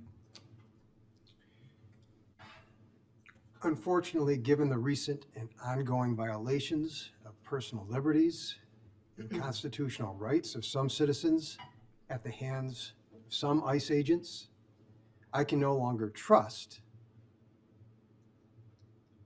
that ICE will do their job lawfully and constitutionally. To be clear, there is nothing in the proposed ordinance that will ban or obstruct ICE from doing their federally authorized work. Enforcing federal immigration laws is solely their domain. We have no role in it. That includes requesting that our police department hold people for more than 48 hours or checking their immigration status or racial profiling under the guise of cooperating. Besides, cooperation is a two-way street. ICE sometimes seems to travel the wrong way on Fourth Amendment Avenue. Even though this ordinance may do little to make people safer in Downers Grove, my constitutional oath compels me, and rightfully so, to vote in favor of it. It's the most that I can do from this dais. The ordinance clearly defines our role when ICE activities occur in the village, predominantly that we will not be helping them beyond that which is required by law. Finally, as I mentioned before, previous meeting, I believe we all should do what we can to realize Martin Luther King's dream of a beloved community. I dedicate my affirmative vote tonight to this cause and to stand in solidarity with my fellow citizens in Minneapolis. Thank you. Go ahead, Chris. Thank you, Mayor. First, I want to thank everyone who came tonight, participated in this extremely important conversation. I am absolutely in support of this ordinance. I've spoken at length at the previous meetings. I don't want to repeat too much of what I said there, other than this ordinance is absolutely in our purview. We have a responsibility as a council to manage, oversee the operations of our village. And this is well within that purview. So the idea that we're going against some federal law or there's no way we can do it, yes, we can.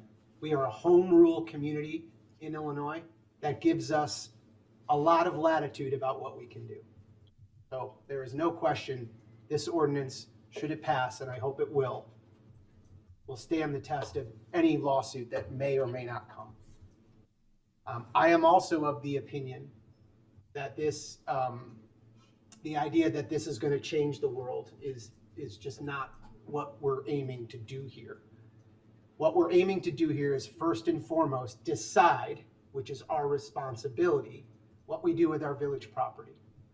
Decide what we do with our village data, and decide our participation, or lack of participation, I should say, in activities that we have no obligation to participate in. So the mayor brought this up early on about the concern about people having false hope. That was also mentioned, and I share that concern, but I do believe this is an important step. I wish, candidly, we could do more. I know there are many, many residents, folks who have emailed and called and talked to me about more that we can do. We're limited. There is no question. Those who have spoke about the limitations of local municipalities are exactly right. So what we did, and I want to give Commissioner Sadowski-Fugit and Commissioner Rowe a lot of credit for keeping this on the table, because there was a moment there I thought this wasn't going to happen. So thank you both for that. But we have to, when we look at this and what was before us, these are things that I think are extremely important. I wrote down a bunch of things I heard that is just absolute nonsense. Some of it's been addressed. No reason to keep rehashing that. Other to say that this will probably be my most proudest vote. I wish we could do more. And like Commissioner Rowe, I said this last time too, I also look forward to repealing this when we have federal agencies who can act in the way and the standard that we expect as Downer Grove residents. We expect a certain standard. If there was an electrician who was working on our building that was causing fires, we wouldn't let him anywhere near this place. This is the same thing that's happening. And I think it's a good first step in what we can do. I know I said I wasn't going to go on, but I am also angry and hopeful that little incremental steps like this can start to turn the way we look at things. So I will be supporting this, and I thank you for your time. Thank you. Anyone else? All right, I actually wrote some comments tonight, but I want to start by saying that I am not going to be in favor of this tonight. But I want the second thing to be said, that I agree with a lot of what Chris just said. I'll get to why I'm not in favor of it. But this is not a question about our authority. That's just simply not a question. If you came here tonight thinking the village of Downers Grove is getting ready to somehow violate the Constitution, you are wrong. That's it. If part of your argument tonight was that we have a role, that we have a responsibility to play in the role of immigration, you are in fact wrong.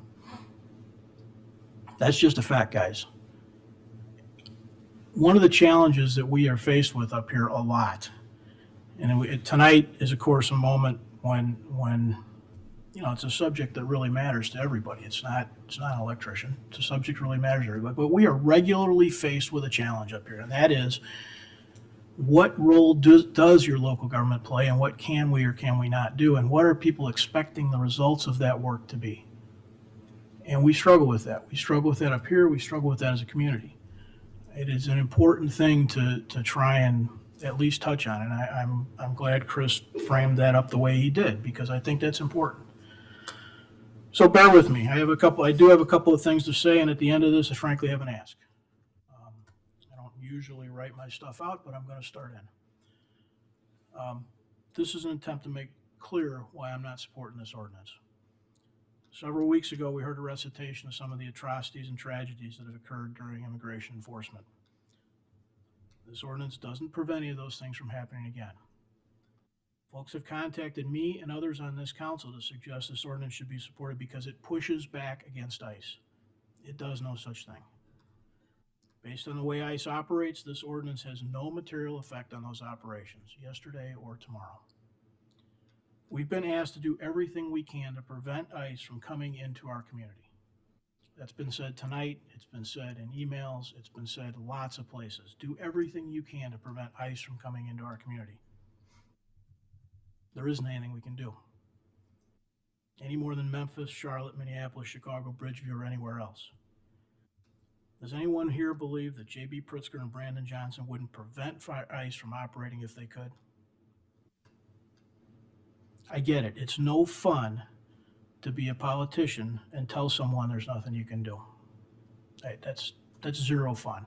No person up here got elected thinking, what I want to do is tell people I can't help them. But I do think it's really important to make sure expectations are set. And that's repetitive. I get it. And maybe I'm on the minority here.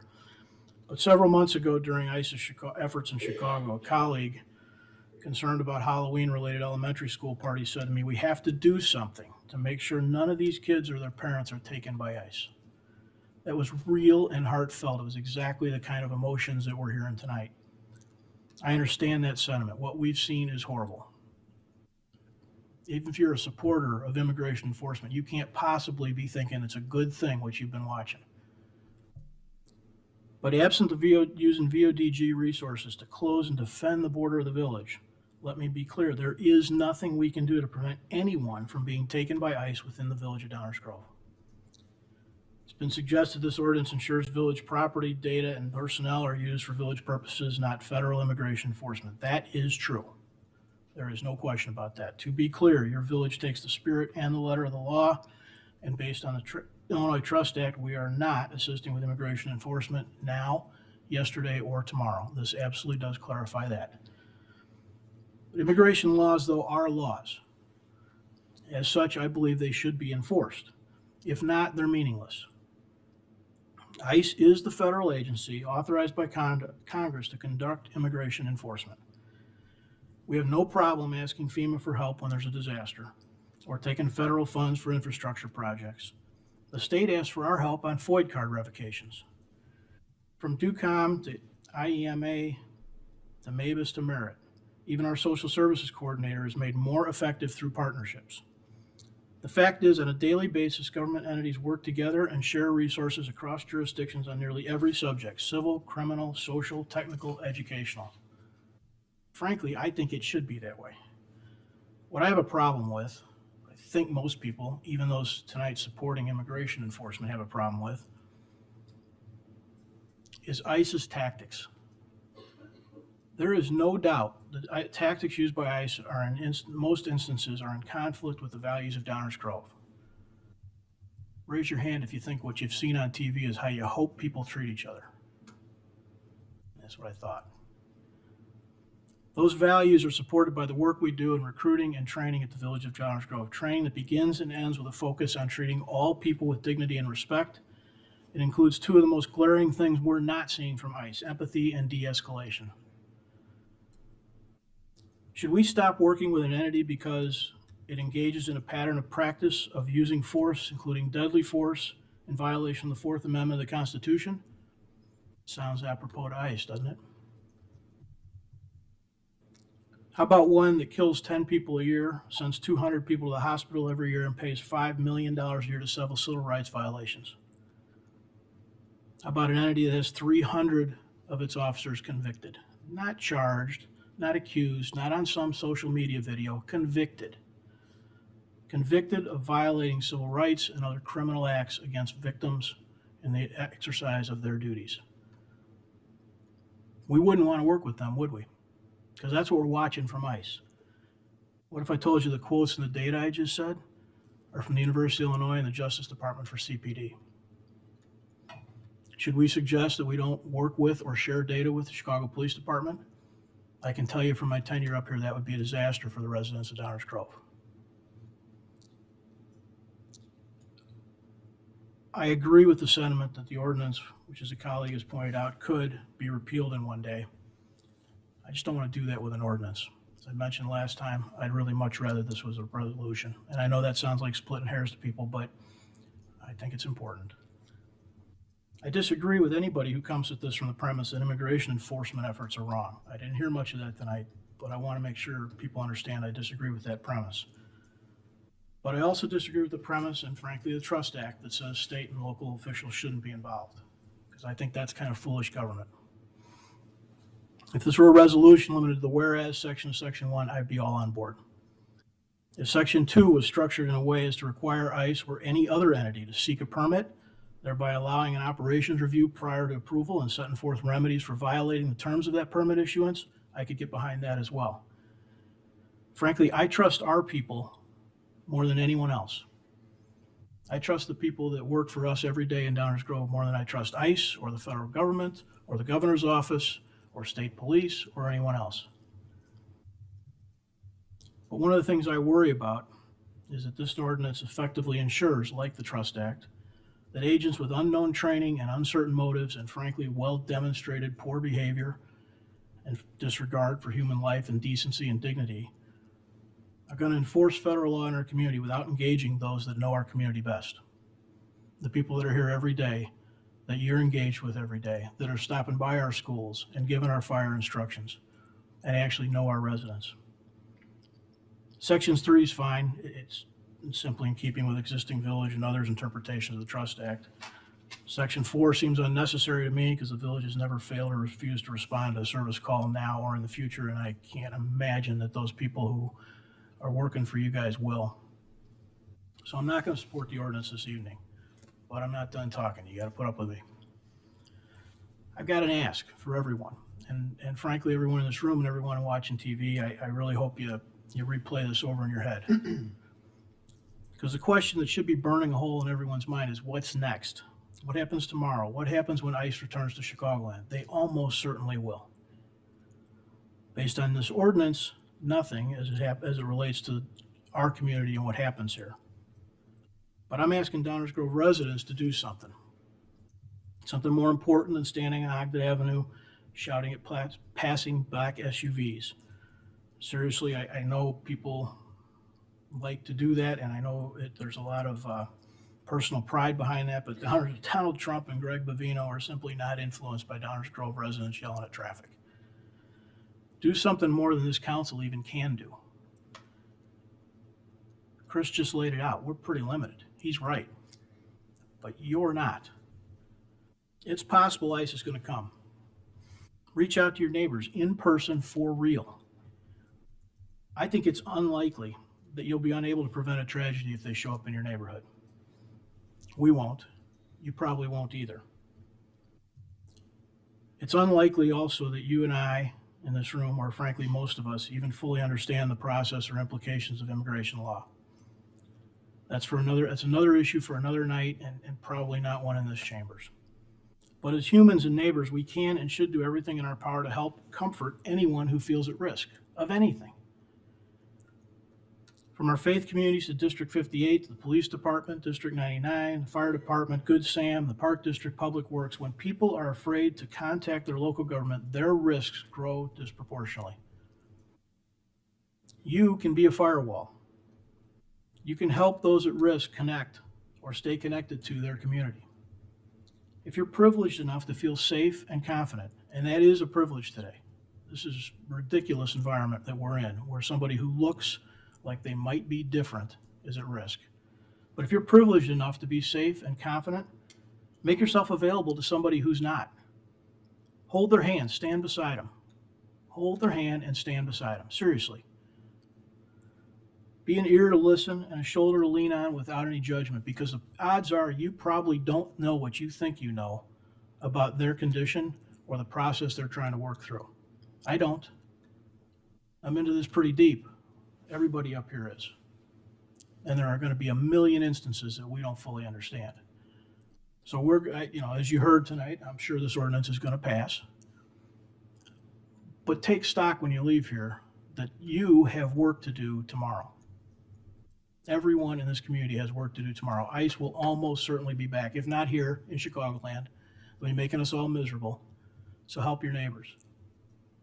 If people are afraid, I think Rob alluded to this, and it's an important thing. If people are afraid to ask for help from their teachers at their school, from their police department, that's really dangerous. It's more dangerous than the risk and threat of ICE.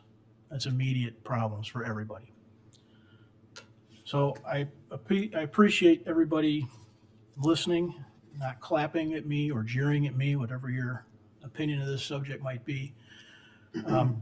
But I get a spot here that's a little different when I sit in the middle chair. I get to kind of wrap up conversations a lot of times. I get to do proclamations. And I think it's incumbent on everyone, if you really want to care about Downers Grove, to leave here tonight asking yourself what you can do to help those that are at risk. Anyone got anything burning? Otherwise, I'd like to call for a vote. Rosa, would you please call the roll? Commissioner Sadowski Fugit? Aye. Commissioner Gilmartin? Aye. Commissioner Rowe? Aye. Commissioner Sarver? Aye. Commissioner Davenport? Aye. Mayor Burnett? Nay. That motion passes 5-1. Thank you all for being here tonight. We do have some more meeting. If people are going to run out, we'll give you a couple minutes just to kind of let the rest of the meeting progress. You just want to hang for just a couple minutes? That's fine.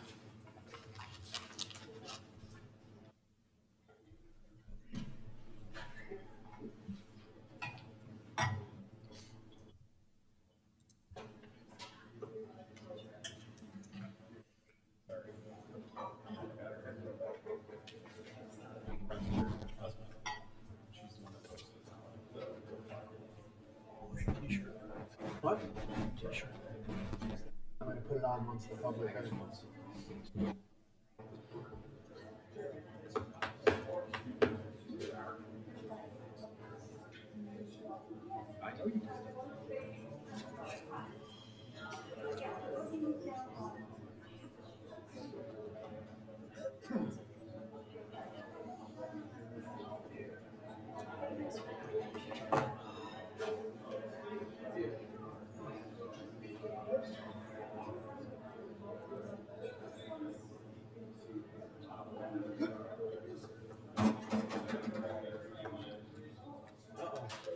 Janet, we missed you. I know, they haven't seen you in a while, I was worried about you.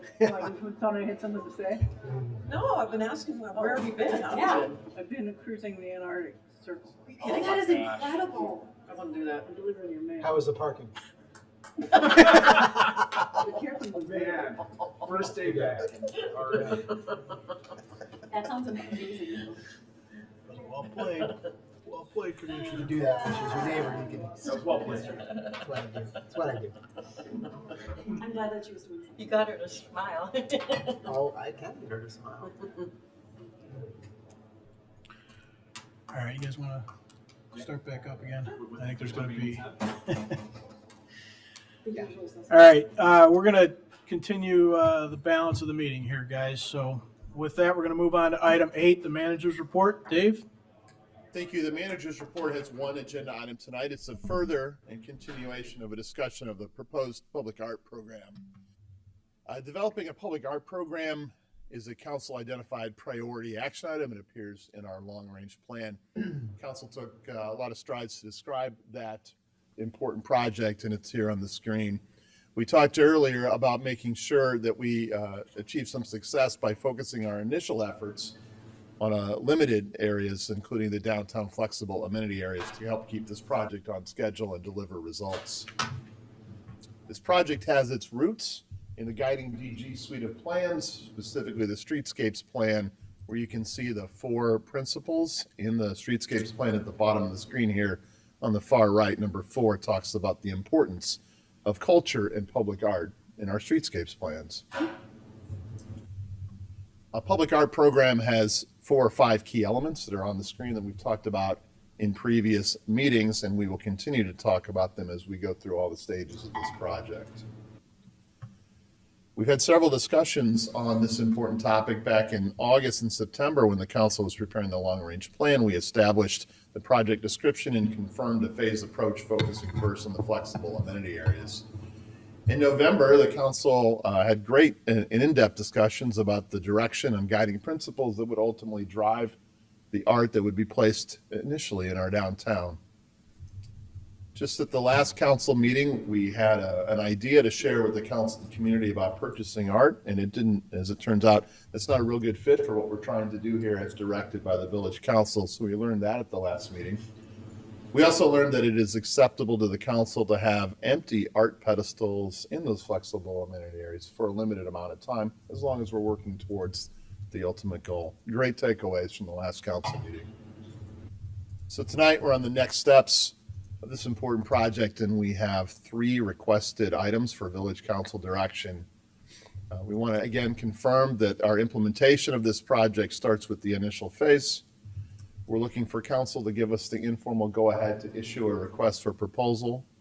And we want to confirm the process and schedule which will ultimately result in the placement of art in our downtown as the initial phase. We initially talked about issuing a request for proposal. That is again back on the table as the key way we would select the artist or firm or company that would ultimately deliver art. As council directed a few meetings ago, the RFP makes it clear that it is open to artists, firms, and organizations regardless of size and location. This is an RFP that's open to anybody that could help us deliver our vision of art in our downtown. In publishing this RFP, we would expand our publication platforms to reach as many potential proposers as possible. The RFP calls for ultimately art in not only the 3 flexible amenity areas, but this is a new item, also on the art pedestal that's planned for the Linda Kunze Plaza. These projects are now tracking on a similar time frame, so it makes sense to do so. This RFP would also make sure that any of the art would adhere to the council established guiding principles and to a project budget, as you see on the screen. It is important to note that, I'll get into this a little bit more in the schedule and process, but this RFP details an expanded public and stakeholder public visioning session to make sure this council has the benefit of hearing from those affected in our community before directing any further steps on the actual placement and decisions on the art. The third thing is we wanted to have the council confirm the process and schedule. This process is based on the successful implementation at the Civic Center of the art that's in the Blackburn Civil Rights Plaza. The council main roles in this process would be, number 1, to direct the publication of the RFP. Number 2, to select the firm, art, or artists, the firm or artists or organizations that would ultimately produce the art. Council would award contracts or contracts for those entities. And the third thing is the council would participate in and ultimately have commentary and provide direction on those visioning sessions to make sure the selected artists or artists understand what this council would like to see in our community. The final step, though, would be staff working with those selected artists or organizations to make sure that we deliver on that council direction, ultimately approve the actual pieces of art and the placement therein. The schedule has been adjusted based on some information the staff provided last time. This schedule really speaks to the two things. One, an expanded time frame for more public visioning and input. And two, more flexibility when we actually deliver the art to make sure it's done properly as directed by the council and align with whatever decision the council makes on how and when we actually construct the flexible amenity areas.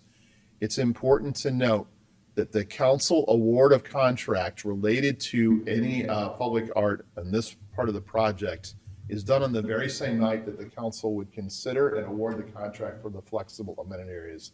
That allows us further alignment. It allows all 7 of you to make sure you have a full picture of how those 2 important projects interwork and interplay. Just as a reminder, here is on the screen is a visual depiction of the 4 places that the art would be placed, 3 flexible amenity areas in Linda Kunze Plaza. It's important for the council, if you're going to give us a head nod, to understand what the key components are in the RFP. And so we drafted the non-technical parts of the RFP that really speak to these things. We put them in the slideshow, and on the Monday calls, Enz and I walked the council through the fact that they're there. I'm sure the council has had an opportunity to review that. If you're a member of the public, it's actually 5 slides in a narrative format, and it does include the guidelines that the council established. So in summary, we're looking for council to confirm that we have the initial phase correct, give us an informal go-ahead to issue that request for proposal, and confirm the process so that we can take the first step in completing this project. We're happy to answer any questions the council may have. Thanks, Dave. This is a big deal. If anybody would like to comment on this before the council talks amongst themselves, come on down and let us know what's on your mind.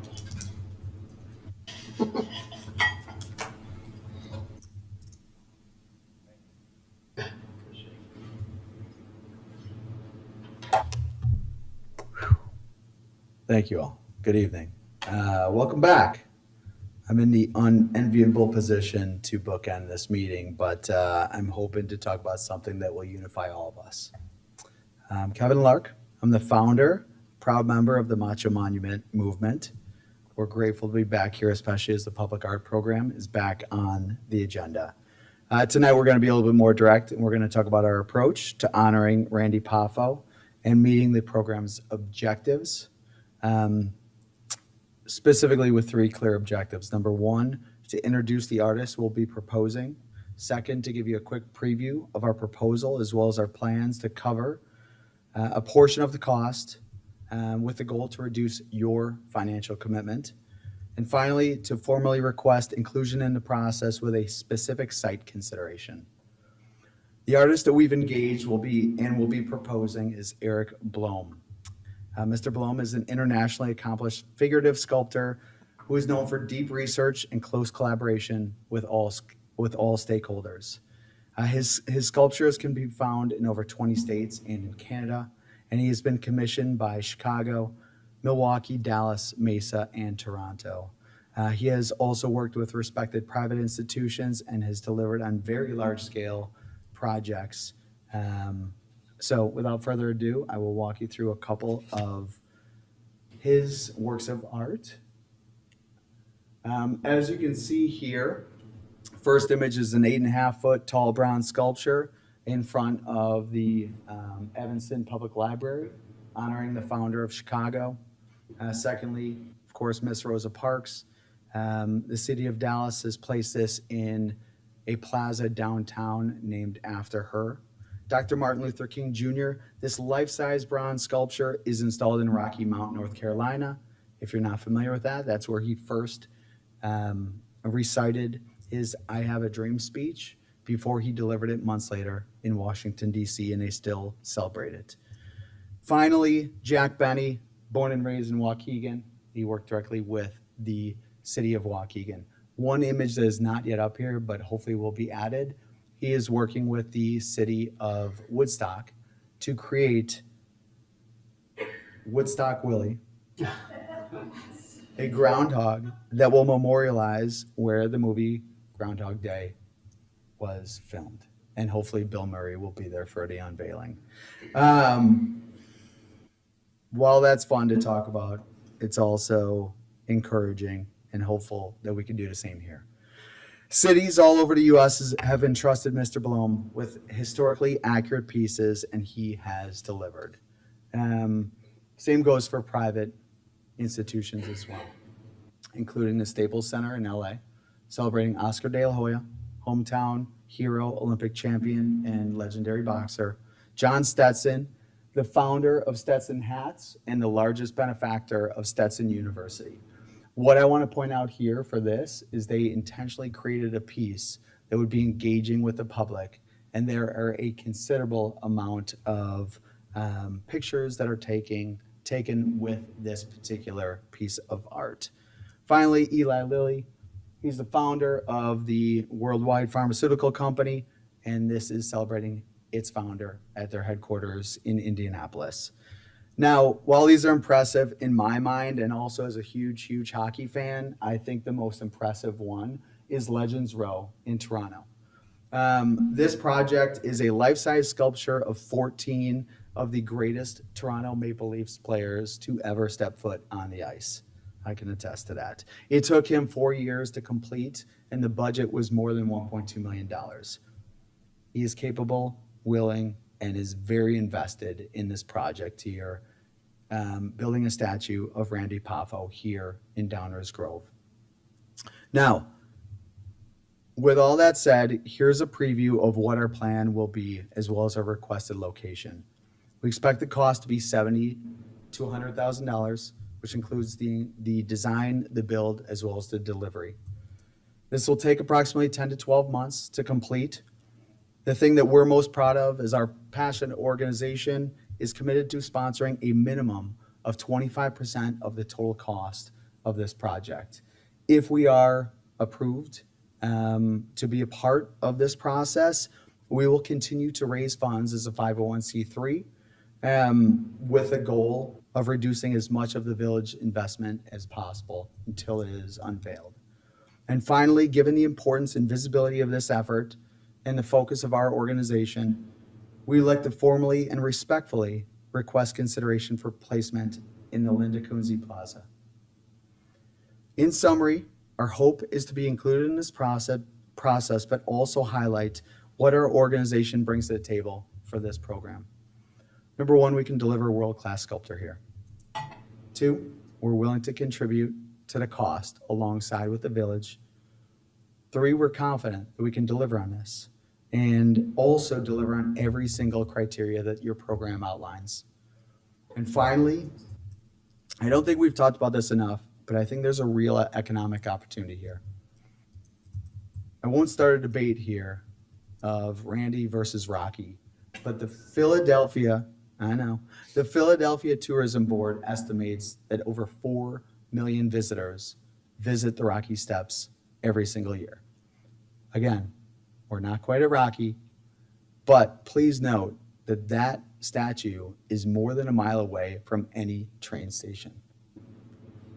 There's an opportunity here to honor a legacy that will, in my opinion, in our opinion, drive meaningful traffic and growth to this business community. Thank you so much for your time and consideration, and we look forward to participating in the process.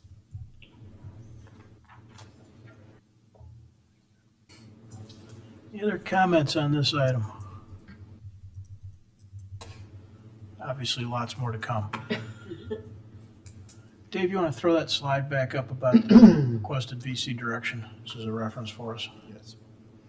Oh, those are the hockey fan. I didn't mind looking at the Maple Leafs. So there's the 3. Yeah, thank you.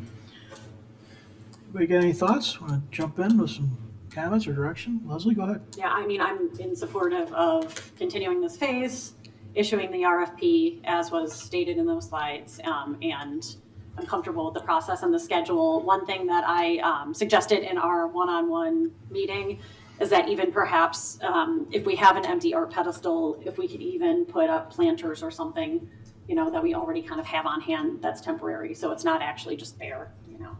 So I think there's an opportunity for that so that we can take the time and get this right and as it looks, it might actually be on the same timeline as our flexible amenity areas anyway. So this all looks good to me. Thank you for all the work you put into it. Tammy, go I ahead. concur. I'm on board with all of it. I really like this idea. I think it's going to be exciting to see what's presented to us. And to kind of follow up on Leslie, maybe not plants, but those people in downtown that pretend they're statues? We can bring them in. Like the gold Until painted folks Randy now. gets here, we'll get the.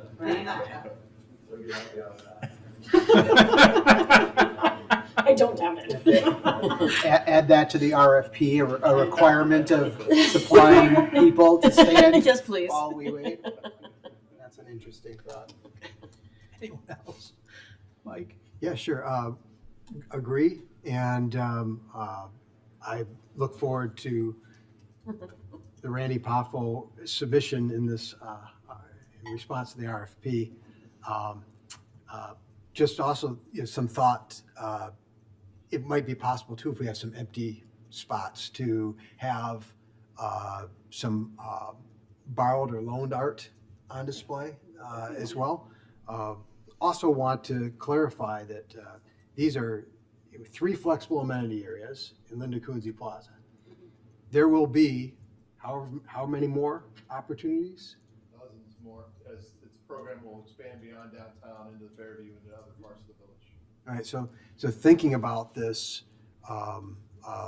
as we expand this, and ultimately how much we may spend on all this, the idea of maybe some loaned and rotating art and that sort of thing, I'd like to just sort of mention to the rest of the council. That might be something we might think about going forward.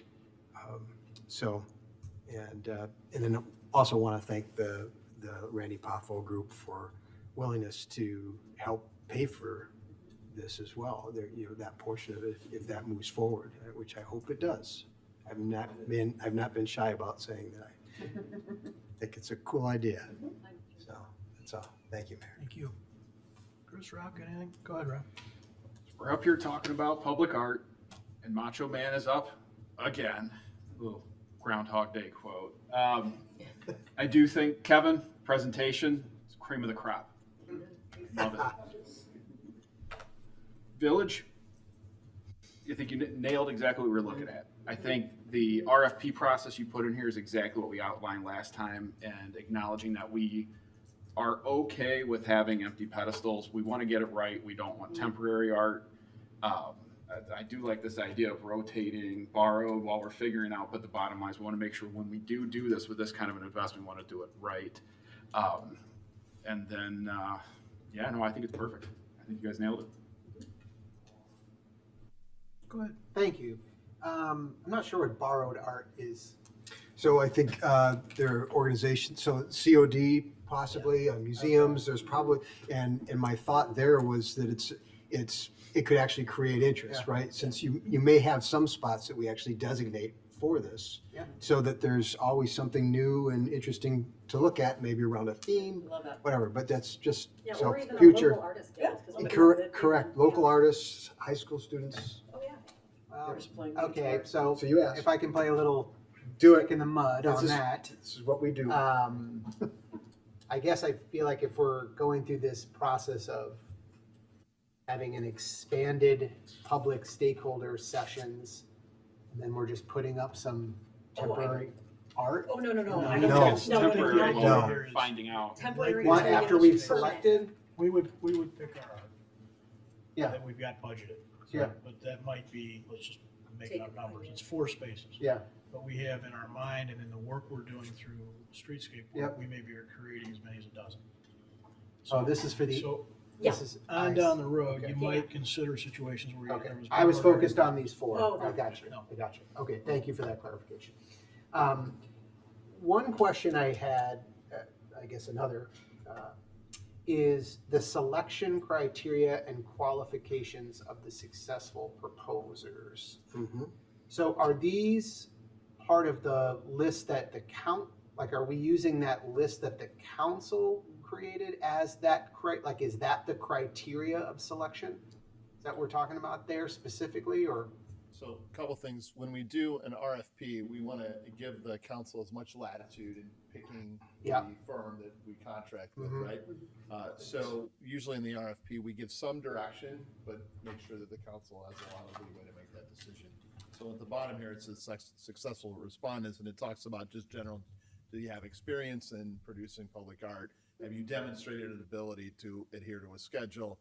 And have you have proved to us that you have an ability to produce Okay. art that's consistent with So the list is this context by which the council is looking for art and its features or its characteristics. Correct. The selection criteria is a little more open, but just saying, can you do it? Can you do it on time? And yes, can you meet the expectations of? The longer list is about the art itself.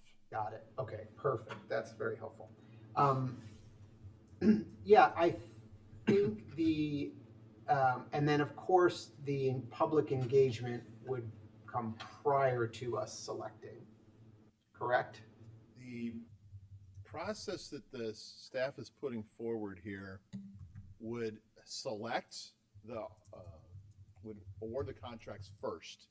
Okay. Right, so we have the opportunity to say, okay, you are the one who's gonna, or the ones that are gonna produce the Mhm. art, and then do the visioning session, so that the selected artist is the one that has under contract, can invest the time to make sure that they have the Mhm. interaction and deliver. That's how we've set it up as the idea. Okay. So just so it's clear, we will send out the RFP. We will get responses to the RFP, proposals. Are we anticipating spec work, mock-ups, vision boards of what they are going to recommend or what they are going to create? Not necessarily. Okay. Under the submittal requirements in the proposed draft of the RFP, Yeah. you see the bullet points here, general information, and then prove to us that you can hit those three selection criteria as Okay. a guiding. Examples of things done in the past, I'm sure will be submitted, Yep. will be a main component. But this list does not ask any artist to actually Check out. propose a concept at this point. Okay. Yeah, this idea of having stakeholders participate post-selection of the artists themselves maybe feels a little limiting to me, but I've never done one of these before. We are picking someone who is going to create this piece, and then there is a relative narrow scope of what they do. I mean, maybe they do, maybe it's broader, but I would say they probably have a certain expertise. Hockey guys over a wall, someone sitting on a bench, whatever it may be. And that is, I'm not sure what the stakeholders then get to talk about. Can I maybe offer you? Or So feedback on. if we think about the artist in this case as the professional Yeah. delivering it, so I'm an architect, right? So it's not unusual, and I think the village has gone through processes in the past where you bring in an architect, you bring in an engineer, you bring in somebody, our guiding DG folks, right? We hired them, and then they engaged with the public in order to help build the guiding DG program we put in place, right? And so I kind of look at it that way, that we're gonna kind of collectively figure out who do we think is well suited, who will be most responsive, right, to the community in building this up. And so that's Okay. Yeah, that's fair. That's a great explanation. I just want to make sure that if we're talking about expanded public sessions, that we are actually leveraging those, which I don't think we wouldn't, but the order feels a little odd to me, but that makes sense. That makes sense. We're sort of hiring the architect. Yes. Who hasn't drawn the house yet. Correct. Going to meet with the family and decide what it's going to look like. That's it. I'm so glad you're here. I'm happy to be here. Thank you, Mayor. And one more clarification too. So when we're talking about hiring the architect, we could hire one architect to do all four. We could hire one architect to do each of them. That's going to be decided as the RFP, as we get responses. Yes. Could be one or up to four. Feel free to change the analogy.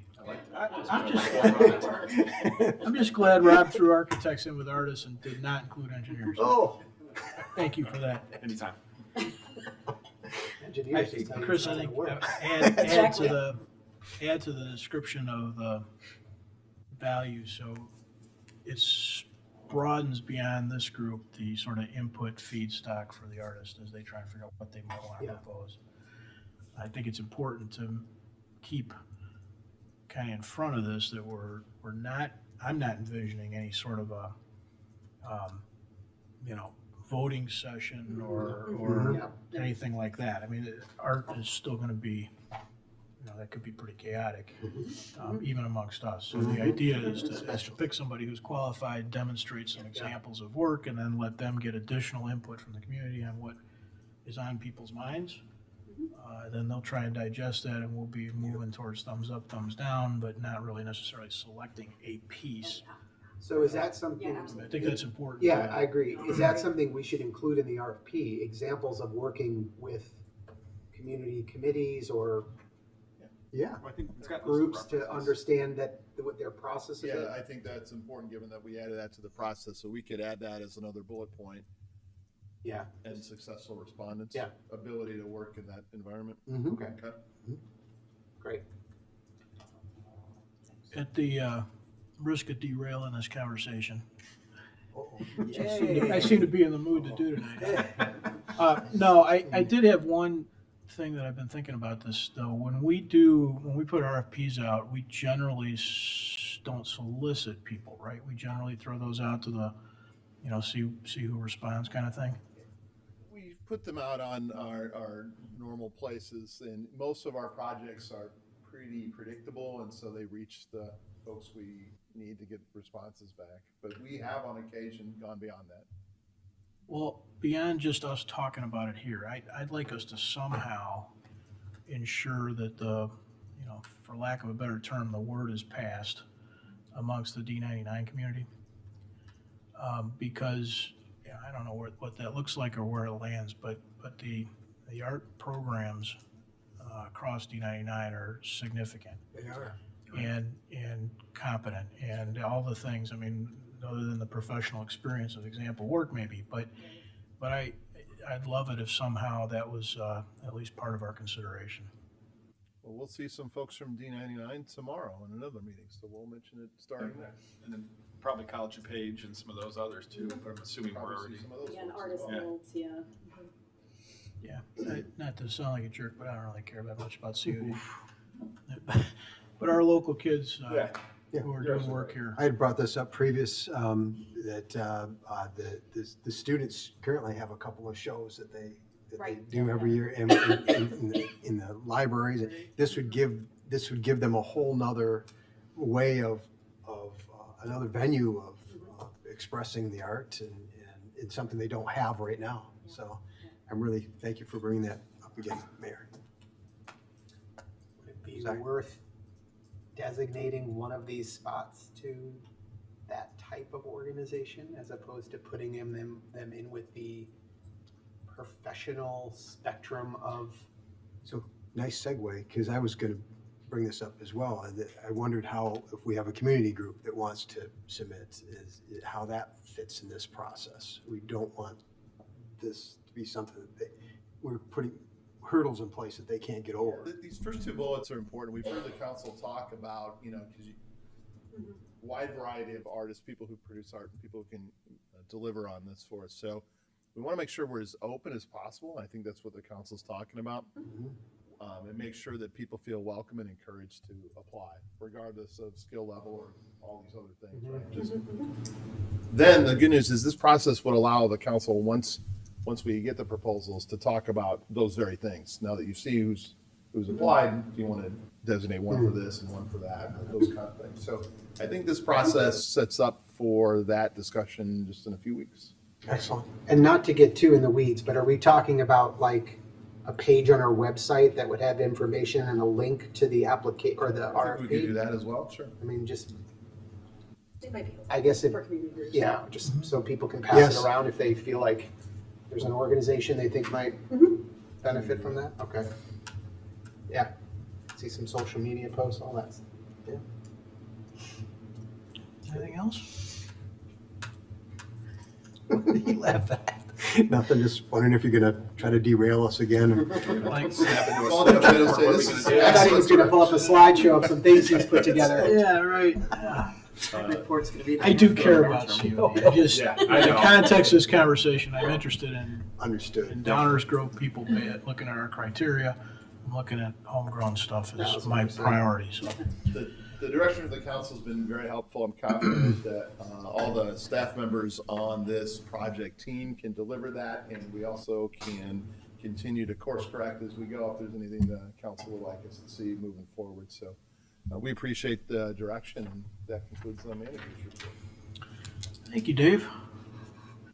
Councilmember reports. Councilmember report outs on liaison activities or other organizations who they're connected with or activities they think they want folks to know. It looks like Tammy's anxious. We'll start with Not Tammy. anxious, I have to go to the bathroom. I do too. I'm right here. Then go quick. Right behind you. So real quick, I have been playing cyber tag with my my connection at D58, but we finally connected. We're going to meet over coffee, and I'll hopefully have a report next time. Awesome. Chris. I just wanted to share that the 100 Women Who Care, the local chapter, is having their first meeting of 2026 tomorrow, Wednesday, February 4th, at Neat Restaurant in Westmont. The 100 Women Who Care is a grassroots giving circle made up of local women committed to making a big impact through simple collective philanthropy. Members agree to meet periodically, oftentimes it's quarterly, for about an hour. And at each meeting, 3 local nonprofit organizations are nominated and briefly present their work. The members then vote, and then each person donates $100 to that charity that gets the most votes, turning those individual gifts into what can be a very, very meaningful donation. All the funds go directly to that nonprofit. And the model really prioritizes direct local organizations. So if you're at all interested, and you are a woman, the 100 Women, again, will meet tomorrow at 7 p.m. at Neat Restaurant in Westmont. Thank you, Mayor. Thank you, Chris. Mike. No report, Mayor. Thank you. Rob. Just a reminder, February 14th, deadline, garbage cans. So we can talk trash for a minute. We have cans, and the village has been signing people up here. Now we have the ability to view the cans and sign up at the library too. That's all. Thank you. Leslie. Yeah, so for the Downers Grove Park District at the IAPD IPRA Agency Showcase Marketing Competition, which just celebrates excellence among parks and rec communications and marketing, RGGPD earned first place overall, which is the Lights Camera Action Award, which is really based on their overall marketing for the year. So congratulations to them, plus several other accolades with regard to specific projects.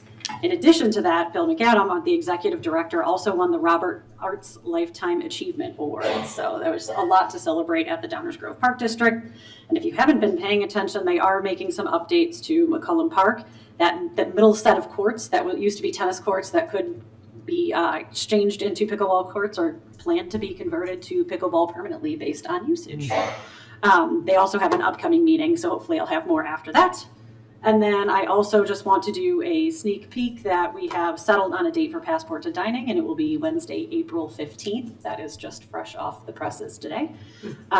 So TBD. Thank you, Mayor. Awesome. Thank you. Is there a motion to adjourn? So moved. Second.